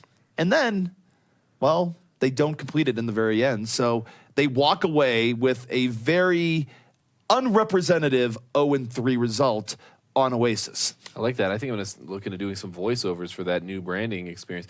Welcome to the Liquid experience. You know, I feel like that really has a ring. Well, the Liquid experience, let's just say that if it was a toy in the very bottom, it would have warning, choking hazard. Wow. So, oh, man. That is Boom, roasted. the burns. Wow. Well, I'll tell you what. It's hard to argue with the results because, Team Liquid is now 0-2 against Renegades. And while Team Liquid was the underdog coming in here, we were really looking for them to at least step it up a little bit as they got their first victory yesterday. roster starting to solidify a little bit. We're moving on to our next map. It is going to be Dorado. Team Liquid should be picking this one up for us. And yeah, they need to try to do the reverse sweep. And at this point, with a draw coming in here, if it is a reverse sweep, if they're able to win the next 2, then we'll be going on to Ilios for the tiebreaker. Dorado was a map they lost yesterday in their series that they won the series overall, but it is also one of the very few maps that Renegades has lost. So picking against the team, perhaps, I still would have liked to see them pick Nepal for Control. I don't understand why. It's a map that they've won, and it's the only map that anyone's beat Renegades on Control. Right, and I mean, even though you can make the argument there's things Renegades do on that map that other teams don't, like they do, well, at points of run Bastion, though, it's really weird how quickly that went away, where Renegades, the first match day of this patch, Bastion all the time. Now we are a little bit deeper in, and no one really knows where that robot crisis actually is. It's almost like people overreact to patches and patch notes before actually seeing gameplay. No. That can't Gamers happen. have never done that. Who would have thought? Ever. You must be new here. Yeah, it's my first day watching Overwatch. I can tell. Well, sounded way too sincere. I'm sorry. The salt is pretty real up here. I mean, honestly, it's just the haircut. No one actually recognizes you. It's anymore. I know. Who's this new guy up here with his business I got to suit? put more gel in it. I need the full Tracer experience. I feel like I'm business Tracer now. It's too much. Business Tracer, can we get that as a skin? We always have great skin ideas, yet to have any implemented though, so perhaps they aren't great skin ideas. I would say that it is clearly that they're not being implemented, so we are vastly overestimating our own abilities Very at true. creative content. Also, half of our skin ideas have been like business suits. Perhaps we just like suits too much because we wanted a Bastion one. I look down and we are wearing suit and ties. Well, half suit and ties. You never really know what's underneath the desk. A Tracer pantsuit though would be great. I would buy that instantly. Either way, as we look here to Dorado, as we look for Team Liquid to make their stand and look for their reverse sweep, they're going to be running an in-your-face defense, no questions asked. Yeah, this is a defense they've been running time and time again to lackluster results. And Renegades going to run a similar offense coming out, although they are going to run Mangachu on the combo. So very simple. Can they deal with the combination? I think ID and Tahang are going to have to team up, and then over the top right away, Jesus on the Widow takes down Shatter as he was trying to retreat. Now Jesus should be pretty comfortable as they look to line up another target. That is a Tracer trying to blink out, does evade both those shots. Now Mez down. There is no threat to Jesus on the field. That was about one of the poorest executions of a dive defense we've seen, but in part it's because Renegades had a very, very quick dive that caught even the dive defense off guard. And now for Team Liquid, the question is, can they even get back to this point? This is where Widow on offense can be really scary. And oh, goodbye, Shatter. Now if he turns his direction to the incoming spawn point, he can feast even more. But he's going to eat the sleep, has a Winston in his face, as ID does take down 2. So Liquid actually able to turn this back around, despite Renegades looking nothing but unstoppable for the very first moment here. Amazingly so. I mentioned that a lot of teams who are considered old guard try this kind of defense, and it doesn't work. It works for the new teams for whatever reason. Maybe they're more practiced on it. Maybe they scrimmed on it. Maybe this is how they become good. Who knows? But we've seen this time and again from more established year-old teams trying aggressive defenses. Doesn't look as good. No, certainly not. And Renegades, of course, going to get another crack at this to begin with. Team Liquid not coming in from anywhere near as many angles as they need to make this work. Dragon Blade, of course, looking for ID. Takes one extra swipe. A little bit of juking action going on, but Tahang, no health left remaining. Versus Saipe, 1 HP! Saipe bringing it back in. Tahang almost winning that fight. I'm not sure he really needed to win that fight for them to win this battle. I mean, everything else is going their way, but hey. Style points. 1 HP moment to your highlight reel. Well, Sherlocky did keep him alive through that too, while Deflect was up, so that's helpful. Getting your Mercy on you as well. It would not have surprised me if Tahang won that fight, but they're up here in good position, gonna throw down as much damage as possible. Winston dives in, but in the backline, they're diving where he just left. And now Mangachu looking to feast in on the back, finds Tahang, 1-2, goodbye, you're done. Now looking for ID and takes down ID. That was unfortunate on so many levels, actually on both sides, but still, Renegades keeping the cart moving forward. Good momentum coming up from them. You don't pop attack visor when there's a Pharaoh reloading over your head at 10 health, 20 health. That was a poor play. He wanted to announce that he had Pharaoh in his sights, which clearly was the case. It's just... Yeah. Excellent. Anyway, this card has remained going on the path. The push has been non-stop as this combo's been making so much space forward. AZK takes down his counterpart, going to try to get something done. Eats an enormous rocket, has to rewind. They're going to try to push out this other side too. They'd be better served backing up a little bit. They're kind of getting trapped as there's too many things shooting at them right now. The combo will back out. Saipe takes down AZK to start this off. Should be 6v5 going in this next fight. And for Renegades, this is the momentum that they want. You want to keep the dive defense off balance, make them run ultimates in disadvantaged number situations. Shatter, of course, could very well be getting a Nano Blade here, but here comes the Sound Barrier from Renegades, and they get it, connect immediately into Hang. There will be no Nano Boost coming out here in the Shatter. He's going to have to do this the old-fashioned way. We'll see if he even does. Saipe is cutting through the rest of his team. Saipe, Jesus, Jur, Mangachu, every name showing up in the kill feed as that is 4 quick kills onto Team Liquid. They have had nigh a semblance of a defense after that very first defense that they put up, largely on the back of some really good Ana play. This fight continues. Second point not gotten just yet. Shatter trying to bring this back. Well, Shatter does finally bring out that blade, but the resurrection comes back in. Is this giving enough for Renegades? I'm not sure about that. We do have the attack visor coming in, which really devastates all the poor souls that Mercy just brought back up. Hex, at some point you wonder, does Mercy have good intentions? Because usually all she's doing is making people suffer a second death. She is a witch, after all. True. That's lore accurate. So no, probably not. There's a lot of fan theories that she is simply a sadist. But yeah. She can fly and she's got angel wings, so deceptive sadist. Heroes never die, but they certainly wish for death. But next fight here, coming underway, Mezar leaping in as the counter dive, and Jer actually getting caught out early on. AZK striking blood early on. Jesus trying to do the same for ID, and no, he just takes a Helix rocket to the gut. Juvenile Mangachu, though, still a threat here in this fight. Pressure going on the show like, but that's not enough as Justice rains directly into ID's face. A gale of rockets immediately removing him from the fight. Mezar's still up here, picks up 2, and his Tesla cannon will not be denied. And that is why he's going to the moon. Mezar must go. His people need him. Saipe comes back in with a Dragon Blade, bringing it back. Takes down Hang, takes on Rafa with the help of Jur. This is a full cleanup. Dragon Blade looking very good. Trying to finally get this card. It's been stuck at 3 meters out for quite a while. Will finally make it to the second point. 3 minutes to close out Dorado. 3 minutes remaining. Still a very beefy time coming out here from Renegades. A lot of ways to put this back in their favor. Team Liquid still not really able to take a good breath of air here, but maybe that is going to allow it as both flankers and Saipe and Jesus will be falling here. Resurrection comes back up though, so it's a tempo res. It's not when they have an advantage. That always is a little bit risky as, oh, here comes ID. Attack visor on the way. Gun them down once, gun them down twice. Team Liquid going to be getting that breath of fresh air here in just a moment.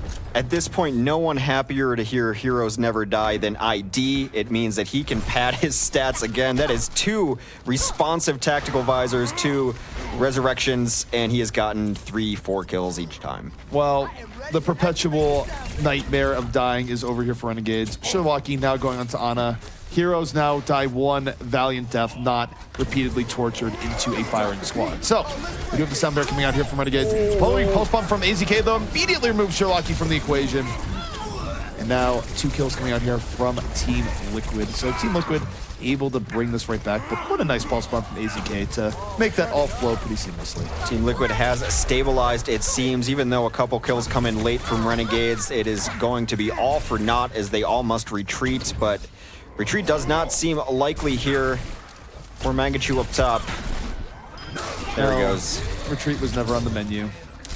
And that was difficult because that is a staggered death they could not afford necessarily. So 90 seconds, a little shy of actually, going to be left on the clock as we go into what may be the final push. Well, Team Liquid has certainly bought themselves a lot of time. The question is, will they be able to avoid Saipe here? They're not running a Reinhardt or anything that can very easily deal with Saipe.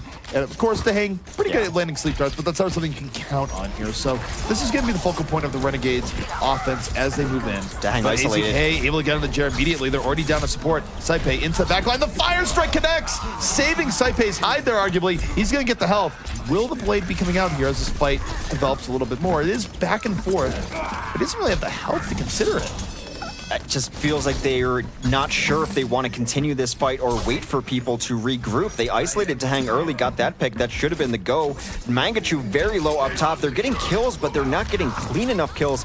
Now is the last time to go, but there goes Jesus. Pulse bomb to oblivion by AZK. The Roadhog firework connects, and now Saipei up on top. Doesn't get the chance to pull out the blade. He just sat there, no blade. Meanwhile, Shatter, this is a Dragon Blade. Takes down 2 before falling in turn. And Team Liquid, a little bit bloody on the fight, but they are able to push back Renegades. Renegades now, Hex, down to 10 seconds. We'll see if they can even touch the card again. Saipei, I think Emergency Dragon Blade will be underway. Renegades have been their worst enemy in the last minute or so, and they have staggered in a way that I've not seen a team stagger in quite a while. No one getting the memo to get out, no one getting the memo to get in. This was 6 people playing as like 6 and not as 1. That was odd. Well, what really troubles me about how that went down, in particular, is that, again, you take a look at Saipei in that last moment. Yes, he didn't commit to a Dragon Blade, but he was at low health the entire time. I don't even feel like he was on Sherlocky's radar as far as getting healed. It wasn't happening. He just sat there going, please, at some point, I'd like to bring out this wonderfully crafted Shimada blade. It channels some sort of dragon spirit. I mean, anything, but he's sitting there just perpetually cruising along at 80 HP. Not great. It was tough. I think they were all very spread out in an odd way, so it made Sherlocky's job very hard. And then the staggers, and it wasn't just one person staggering. 4 or 5 different people died alone in different spots, never getting out. And if you're stuck in, go die or try to do something. They were hiding. It was just odd. I haven't seen a team play like that in a while. You know the last time I saw a team play like that? Renegades, like a week ago on, I believe it was Hanamura. They played the exact same way. Renegades has points where they fall apart, and clearly that is a case where they weren't able to put it all together. But if you're a Team Liquid fan, Dorado is the site of many a heartbreaking game, so it's really a challenge here. Which is stronger, Renegade's ability to sort of fall apart in the middle of a series, or Team Liquid's ability to be the top leading and research squad on disappointing ways to mess up Dorado? We're gonna find out. Well, I'm interested to find out the results of that study. Renegades is going to run this defense. You know, all things said about that, Dorado's last has always been a very hard point to finish. The defender's advantage is enormous on that last point. So, they got it very far. Liquid has struggled on offense. Renegade's going to run Mangachu on the Torb. We'll see how they can deal with it. They've got a Pharah and a Mercy. In theory, they should be able to deal with this turret pretty easily, although it's getting a lot of damage in from the backline for free. However, Jesus goes down right away to ID. That is a nice kill to start it off for them. It's an excellent start here from Liquid, and now they should strike while the iron is hot. Now, we have seen them tease us with a very good beginning on first here, only to get basically held in return. And ID perhaps overselling his mandate, going in very heavily, almost paying the price, but now getting a good reset, coming back in, looking over the top here, the Zarya, and getting most support by the Mercy, and this suppressing fire very much working out here for Liquid, as I don't know what Juvenile's doing. Why are you out there where the rest of your team is in the back? Either way, the cleanup is there. Liquid moving this cart pretty effectively. They are. Jesus has run the McCree for the first time tonight as he gets back in here, but now that he has no protection, really going to make his task that much more difficult.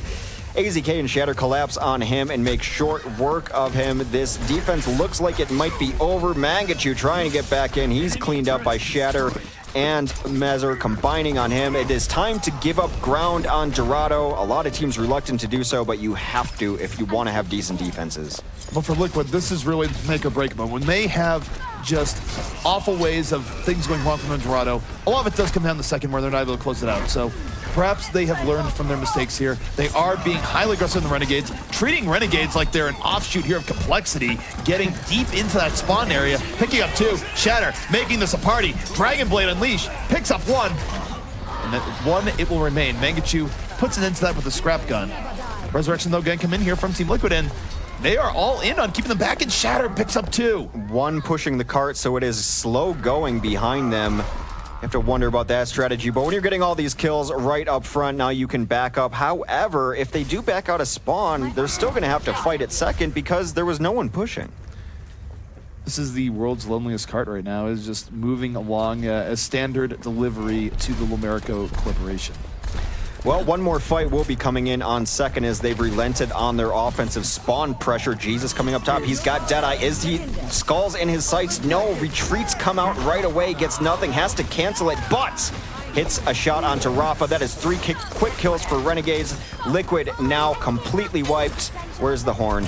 There's the horn. The horn should be coming out. Oh, Shadow respawned. Yeah, unfortunately, just a little bit off the horn. I just realized what would be a really cool idea here, just because it looked intimidating. What if you get nano boost on the McCree and it just makes a really loud, just Magnum-esque sound every shot? It's just like, just so you know, he's actually playing with real power. But it does work out. Electric Cowboy in the position. Here comes the Graviton Surge as Renegades now looking to reverse momentum. They take down 2 off that, and suddenly Team Liquid finding themselves. You know what's right over here? It's a spawn. Oh, no. All right, they're going to back up a little bit as there is someone on the cart getting a little bit of pressure. Well, it's oh my God, it's not a little bit of pressure. What are you talking about? They were able to cap it. That's more than a little bit. That is terrifying. I had not even noticed that. I'm just as guilty as Renegades are there. I wanted the spawn camp. I had bloodlust in my heart. And because of that, second point is given up. Well, Renegade's going to be taking a look at this part of the VOD in the morning, because that is not what you want. And suddenly 4.5 minutes for Team Liquid to vanquish their Dorado Demons. They don't have to bring this far, although with such a big expectation could come an even bigger fall. Just so we're clear in setting the expectations here. So Liquid, please defeat your demons here. Don't let this happen again. Well, they were can't take it. Unable to take the high ground on the defense, so they're going to cede that to the offense right now. A flank coming around from the Roadhog, though, but here comes Shatter. Shatter coming in. Dragon Blade out. Has 1, has 2. Liquid on the verge of taking Dorado. Hex, this would be huge for them. A nice reflect kill towards the very end. Has Renegades fallen here on Dorado. Team Liquid looking good. AZK all over the points. And there it is, the yellow box of victory. Team Liquid does not disappoint. And arguably, a bit of a curse here has been broken. A sneaky back cap that caught everyone off guard, myself included. All I saw was the spawn camp incoming, and I got so excited. And so I feel that I understand where Renegades was coming from. That was tough. The back cap got second point. I have to feel if that didn't happen, they were going to be in trouble. Certainly momentum was going against them, but you want to talk about just mentally guard breaking the other team. Well, actually successfully getting the sneak there towards the very end. That's one way of doing it, and I mean, what more can you say? Liquid finding a way of getting past some of their long-standing issues on Dorado. They take the map, and they stay alive now in the series as we get ready to go to a map number 5. And let's all remember that map number 1 was selected by RNG. So Renegades, they knew they were going to come out strong on King's Row. They had already had a victory, in fact, against Liquid.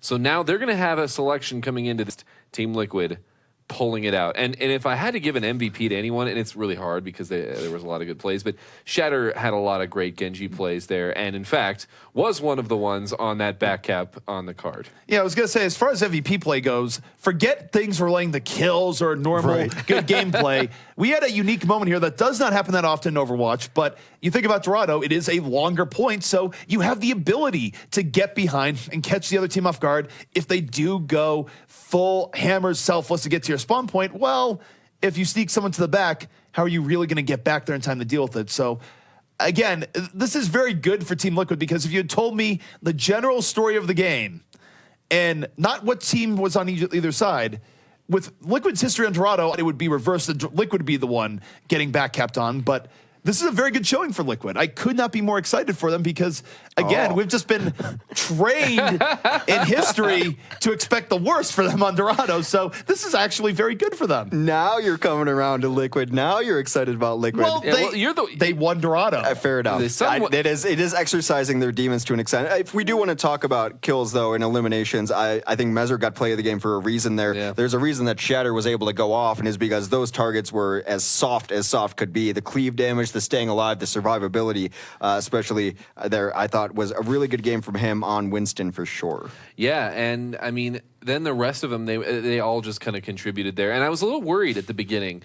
Their defense, up until that third point, looked a little lackluster, able to hold on third, and actually pretty far on third. We didn't even make it around that final turn, and so it gave them a real good opportunity to pull that around. But I just want to talk one more time about that back cap, because the momentum that built is actually huge, because coming into that second point, a lot of momentum built up. In fact, Team Liquid, they were like, not really spawn camping, but they were on offense, 5v6, playing really aggressive on offense while one person pushed the cart. So they're already feeling the momentum, and then they immediately all wipe. We almost had the full 6K. And then Renegades are like, okay, we got the momentum back. Let's go punch it down their throats into their spawn. And then they get there, and they're like, wait, there's a few people missing here, and immediately gets dashed. In terms of back cap, and I try to avoid this because I think it's at times a somewhat weak analysis because you don't really know what's going on, but this was such a momentous thing when you get the back cap there that, yes, that is psychologically damaging to the point where I'll bring that up because that's just painful. That's a thing where there's groans all over your communications, whatever you might be using. Everyone's going, God, why? And then someone on the team has to be the guy going, okay, guys, it's fine, reset. But it's not fine. They just backcapped you. You feel anything but fine in that moment. And Renegades, they looked a little out of sorts there on that whole, most of that map anyway. It seemed like maybe something triggered there when Team Liquid was putting up a fight on third point defense. And I mean, they're going to have to pull it together, I guess, coming into this, well, not final map, but fifth map anyway, to see if we can go into that tiebreaker. Let's just say this for Renegades. They have been reverse swept before in this tournament. If there is any team that is more willing to get mentally guard broken, it would be Renegades. So if they do lose here and they have to go into a best of one tiebreaker to decide who won earlier on Assault, well, I think you have to almost say you give it to Liquid as being the just crazy upset kings right now. I do agree with you on the mental aspect of it, too. Part of me questions endurance aspect, too, because it feels the longer sets go on, the sloppier plays get. I mean, the staggering on that map was staggering to me just to watch. I cannot believe the way that they ended up playing that. Some of the initiations, just maybe it's getting guard broken, maybe it's starting the comms breaking down. I don't know what it is. I'm not in the comms. Maybe it's endurance, but if you can put them beyond map 3 and further, you have a better chance against Renegades. And just so people know, the origin of the term, that does come from the fighting game community. It's a very censored version of a more raw term of what could be going in there. But it is a good way of describing just an opponent getting thrown completely off their guard. Right. Well, they're going to have to recoup here as we're going into our next map. It is going to be Eichenwald. And right now, Team Liquid, they are poised to try to tie things up in the series, bring things to a tiebreaker. Renegades, they want to bring this down right now, 3-1, and it's going to be Team Liquid first on attack. Well, this is a smart pick, I believe, because Team Liquid is generally better at Hollywood, even though Renegades has lost Eichenwald, one of their few matches coming into this evening, one of the few maps they've lost. You don't necessarily want to play Liquid on Hollywood. Traditionally, they're pretty good on it, as Liquid has won Hollywood so far in this tournament too. So a smart pick coming out of Renegades here. You have to hope that someone through there just did some breathing exercises. It's okay, forget about it. It doesn't matter. We'll just win Eichenwald and everything will be okay. Well, the one thing I would like to see here on Eichenwald is that right now, Team Liquid doesn't know this, but you look at how they're setting up their offense here. And you look at what's being set up on the defense. I actually think Roadhog would be a tremendous pick here in dealing with what you're going in on. And given what people are good at DPS-wise, I know he normally doesn't play it, but you think about potential good switch-ups here for Team Liquid. What if you put ID, say the Sombra doesn't work, what if you put ID on a Roadhog here in the situation where they have no shields to really deal with it? He would actually be quite good as a swap-up. It might be interesting to see if that adjustment does come out, but ID is on his Pharah, and we know that means he'll give it at least 2 to 3 lives to see what he can get done. But I think this Pharah pick is probably anticipating a Torb, because that is a thing that Renegades has run before. They've run Double Builder on a lot of different maps, so he's looking for it. They don't see it. We'll see after this first fight goes if they make switches in accordance to what they're going up against.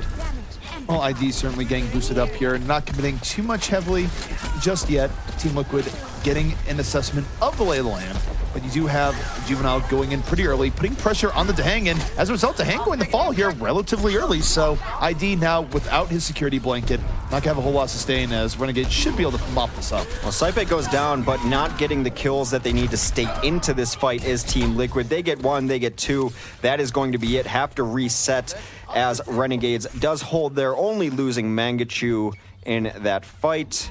So no swap ups so far. They can't heed your advice. ID will stay onto the Pharah. Even though there's no buildings to get done, it is nice to shoot down into the house back here, which is where everyone usually holds. Well, the house is certainly where Liquid is trying to invade, but Jesus and Saipe have the solution immediately, taking down 2, now 3. Saipe dash resets for days inside the house, and Liquid's dive, they lived quickly, Hex, and they died quickly. So they're going to get more fights out of it. Still no switches. Dehang goes down again. I don't know how happy Dehang can be playing Mercy. It's been a hard tournament for Mercy's overall. Well, when you play Mercy, you resign yourself to being a punching bag because you're going to get punched, you're going to get shot, you're going to get slashed, you're going to get electrocuted. I mean, take your pick. There's a lot of horrifying ways to die in Overwatch. So she's a sadist and a masochist. Got it. Noted. She will have resurrection going on, coming in 95%. Should be able to get it up there by the time this next fight occurs. Shatter also going to be working with one of his ultimates, but still they lose Shatter early. They lost people early in every one of these fights. They just can't get a good fight started. No, and what you're seeing from Renegades is that they're definitely holding off on the flanks. They're not making the engages easy here for Team Liquid. Renegades is actually taking advantage of the fact that they have a highly mobile defense, more so than they have all day long. Now, we still have Team Liquid here on this point trying to make it happen. ID in over the top. Gang support here by Mezar, so he might not be getting healed right now. Might be at 59 HP, but there's no one here that actually finished him off, and now he's going to get healed back up. Late tech buys though coming in here from Mangachu, trying to pull it back, takes down ID, gives his life for it, but now Juvenile is back on the point in the defense, starting to stream back in. They got very late kills in that fight, did Liquid, but able to sustain on there as the spawn advantage will be theirs closer to their spawn. Of course, Jesus coming back in, but Shatter has taken down 2 already. A very scrappy fight here on first point Eichenwald. It looks like Liquid finally getting enough kills to get momentum. They should grab this point. AZK had a nice pulse bomb in the middle there that really allowed them to bring that fight back. Renegades still buying themselves a lot of time though, pulse bomb notwithstanding, buying 3 minutes before it is capped, although AZK now being sneaky, using the wall for cover, just crouching down, looking for the pulse bomb stick. Not seeing a great opportunity for it here just yet, but is going to come around to the side. Pulse bomb connects with the wall, does not actually connect with anyone in particular, so not quite the greatest, as Renegades taking a very interesting flanking defense here. Let's see if it works out. Well, they do get a couple kills. Dehang going down yet again to Saipe. AZK trying to clear out the cart. We'll find his counterpart there, as this is an odd place to fight for both teams. Ninja duel going on there. Saipe trying to get out now, but he's just going to aim for Lucio and say he can't get this kill. He's getting supported really hard. Now here comes a Blade. Sometimes you really got to kill Lucio. Dragon Blade is the option for that. 3 kills for Saipe before he falls, but all his hard work going to be undone. Dehang bringing up the fallen heroes here for Team Liquid, and that's a good rest there, where they had some kills early on. They were able to bring up the fallen right after, and there's really no way for Renegades to bring that back in the aftermath. So Renegades should be able, well, Team Liquid should be able to get this move forward, and yet Renegades still streaming out to a point and delaying it, more so than you might expect. You almost forget which side is which at this point in time. Jesus with a double pulse bomb adds a couple more kills from the other DPS in there, and this is the Renegades' aggressive defense that they're known for. This is their style. They're back at spawn. I'm sure someone's on watching the cart duty right now. They have to be. Renegades wanting to reclaim their throne back here on point A. Why not? It has the outhouse. You got to keep your options open quite clearly. Juvenile, though, going way too far in. He's going to fall, and now that you're locking down, Team Liquid will finally be able to escape the spawn trap. And now they're getting punished for it. It seems like a full team kill. They should be able to get some nice pressure on this cart. Rolling up is AZK. He's going to be looking for spawners, lone people walking out of the door, not knowing his pulse bomb is up. They've got eyes on it over top, too. Going to get a lot of good push onto this cart. That's how you punish an aggressive defense. You win the fight, and then you get all your free push. Well, here comes Saipe, Dragon Blade coming out. ID, though, over the top. Barrage trying to be the equalizer here, but not going to happen. Renegades a little bit more decisive in their engage, stopping Team Liquid in their tracks. And Rafa not even able to take a cool, relaxing swim. Saipe pushing the issue there. There's probably alligators down there. It wouldn't be that relaxing. Oh, it's a moat. It's in Germany, though. It's not in Florida. It's a moat. Do you just stock alligators in your boat as a general? That's the point of a moat.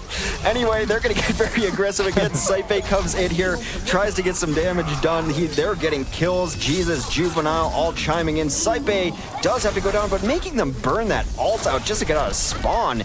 I mean, that's why you see the aggressive defense for so many reasons, but also forcing them to use ults before you're gonna actually fight for anything meaningful, before the objective fight happens. And Team Liquid is being fully held back here. 23 seconds left remaining. D.Va enjoying a midday snooze in her mech, but Renegade's well positioned here. In over the top, attack visor coming out from Mangachu. Going to be thrown back a bit here by the Sound Bearer, actually ruining most of this. 3 kills by Team Liquid, and the Sound Bearer keeps them alive in a crucial moment, as suddenly you take a look here at Renegades. They don't have a whole lot of punching power left to defend this. No, speaking of punching power, drops right into a hammer. Saipe is hiding now. I thought he might have got away somewhere. It just seems like the DPS are a little discoordinated in the target selection, but, well, one more fight. They do get a chance to come back out here. They have to come out soon. They're just going to give this for free. Renegades, get on the point. Okay, they do get on the point. Saipe still holding on tap blade. Not using it here just yet. 2 of his teammates are dead, and a lot more than 2 more of his teammates are dead. He gets no chance to bring it forward. AZK Tac Visor pushes the issue.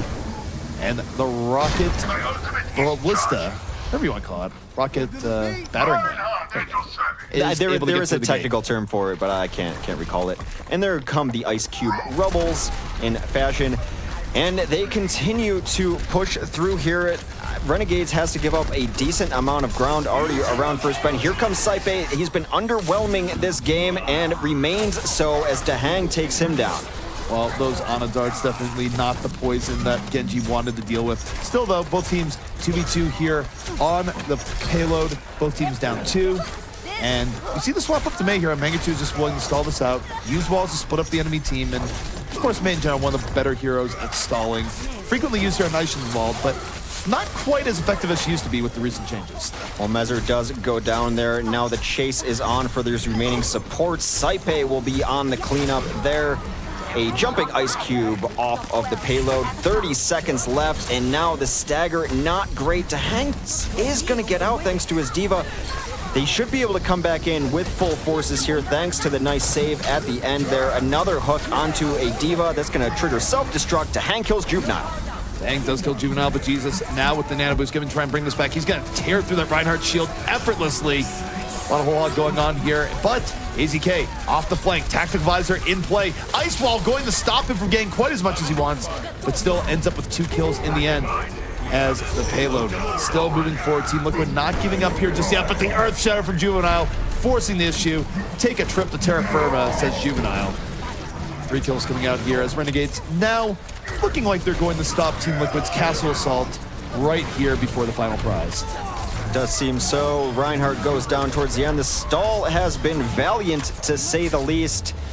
That is pretty far. We will not have a draw on this map now. Either Renegades will push it further, or they won't, and that's how we'll end the series. The gauntlet has been thrown down here. If. Oh, yeah, that's right. And keyword if. Team Liquid can defend this before Renegades brings it to the yellow box of victory. Team Liquid would be a mere tiebreaker away from taking this entire series. So for Renegades, you got to feel like the pressure is on here to some extent. Tiebreaker, all stemming from the fact that our first map drew out. Since then, it has been Liquid coming close, sneaking some wins, getting very close on controls, and now have a chance to play some defense and force us to a single Ilios for all the marbles. A single Ilios, and that's the thing again where I don't think Renegades wants to relive that movie. 1 reverse sweep is enough for any team over the course of a tournament. I don't think they would want to be the proud inheritors of 2 reverse sweeps. That's not a good look. And it also speaks to them just being weaker in best of fives, where you look at the two series individually, if that does come to pass, where they would have won both if they were best of threes convincingly. You do have to question how well they play as series go on. They seem to start very strong, taper off a bit as the maps go on. But let's see what happens here on Eichenwald. First, Rafa going for a ride up top. Defensively, they are running a Roadhog as well, running triple tanks, and Shatter will be the one on the Soldier 76 instead. They've been running everyone on everything tonight. Very Luminosity loyal looking, or LG loyal.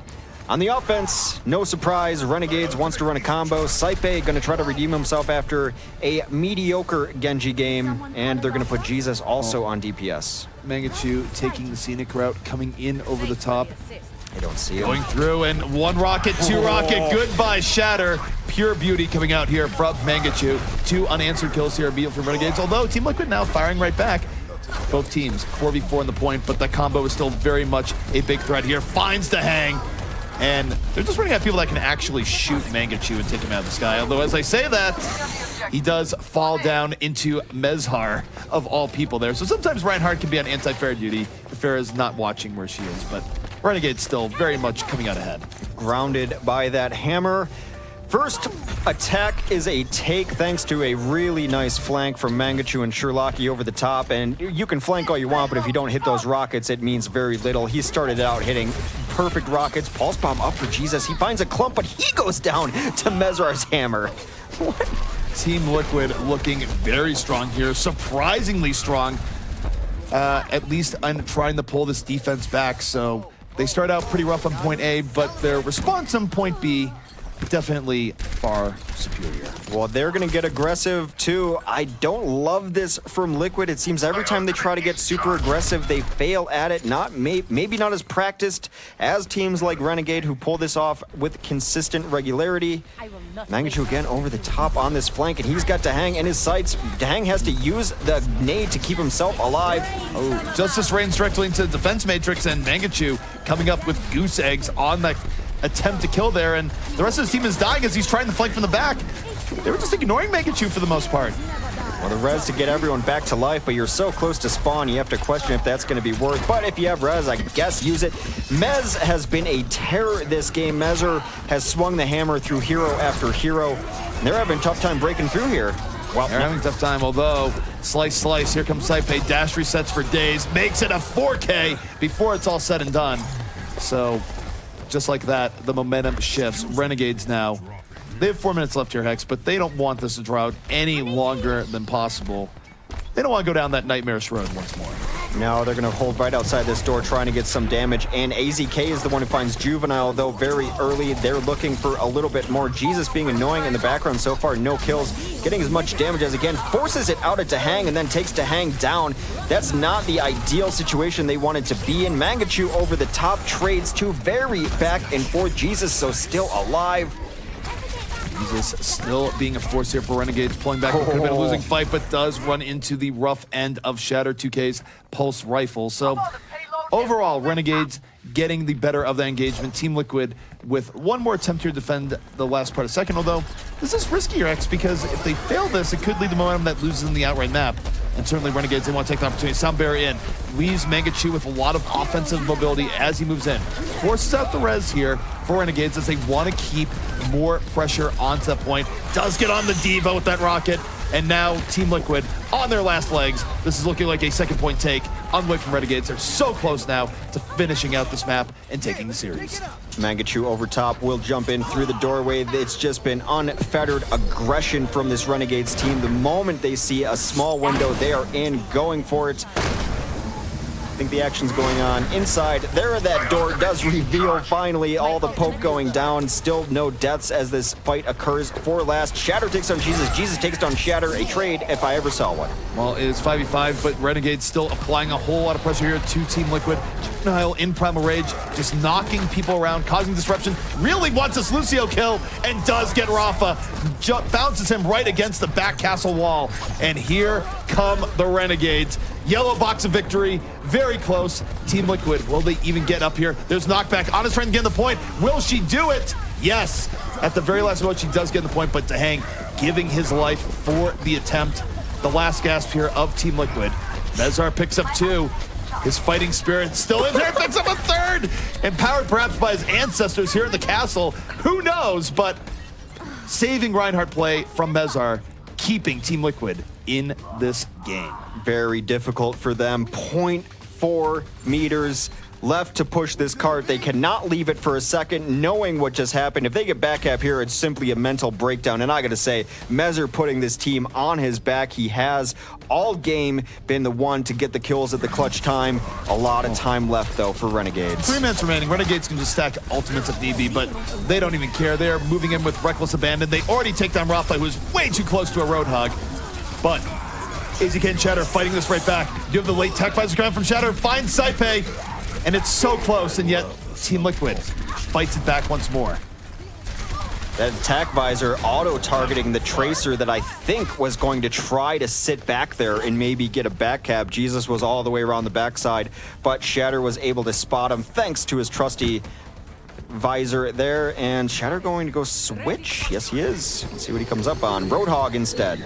I do like the Roadhog here for a little bit of extra survivability moving in, but for Renegades, you gotta think this is their fight. If they lose this with the Resurrection and Dragon Blade, all bets are off. Saipe, Dragon Blade up, looking for his opportunity. Unleashes it in the back line, but gets a little bit confused as where they go, but finds Ana in the very end. Mezar is down. 3 kills here from Renegades, as Renegades for the duel, but the Pulse Bomb!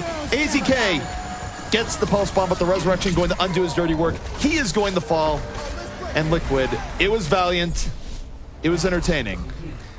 However, in the end, they do fall here, the Renegades, but a better showing for Liquid, especially when compared to weeks 1 and 2. Absolutely, which is, it explains why people end up still having hope in Liquid. They can play with anyone. They never get beat out. They just have to find that last gear. It seems so close. Difficult, but Renegades able to pull it out. In no small part, of course, because of Mangachu's Sparrow. Listen, if Liquid had a slogan be, we need to give you enough hope, just enough so that we can crush that hope later on. Yeah.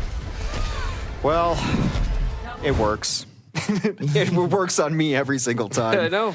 I had so much faith just there. There was a part of me that was really hoping for the crazy story there where the reverse sweep happens twice to Renegades.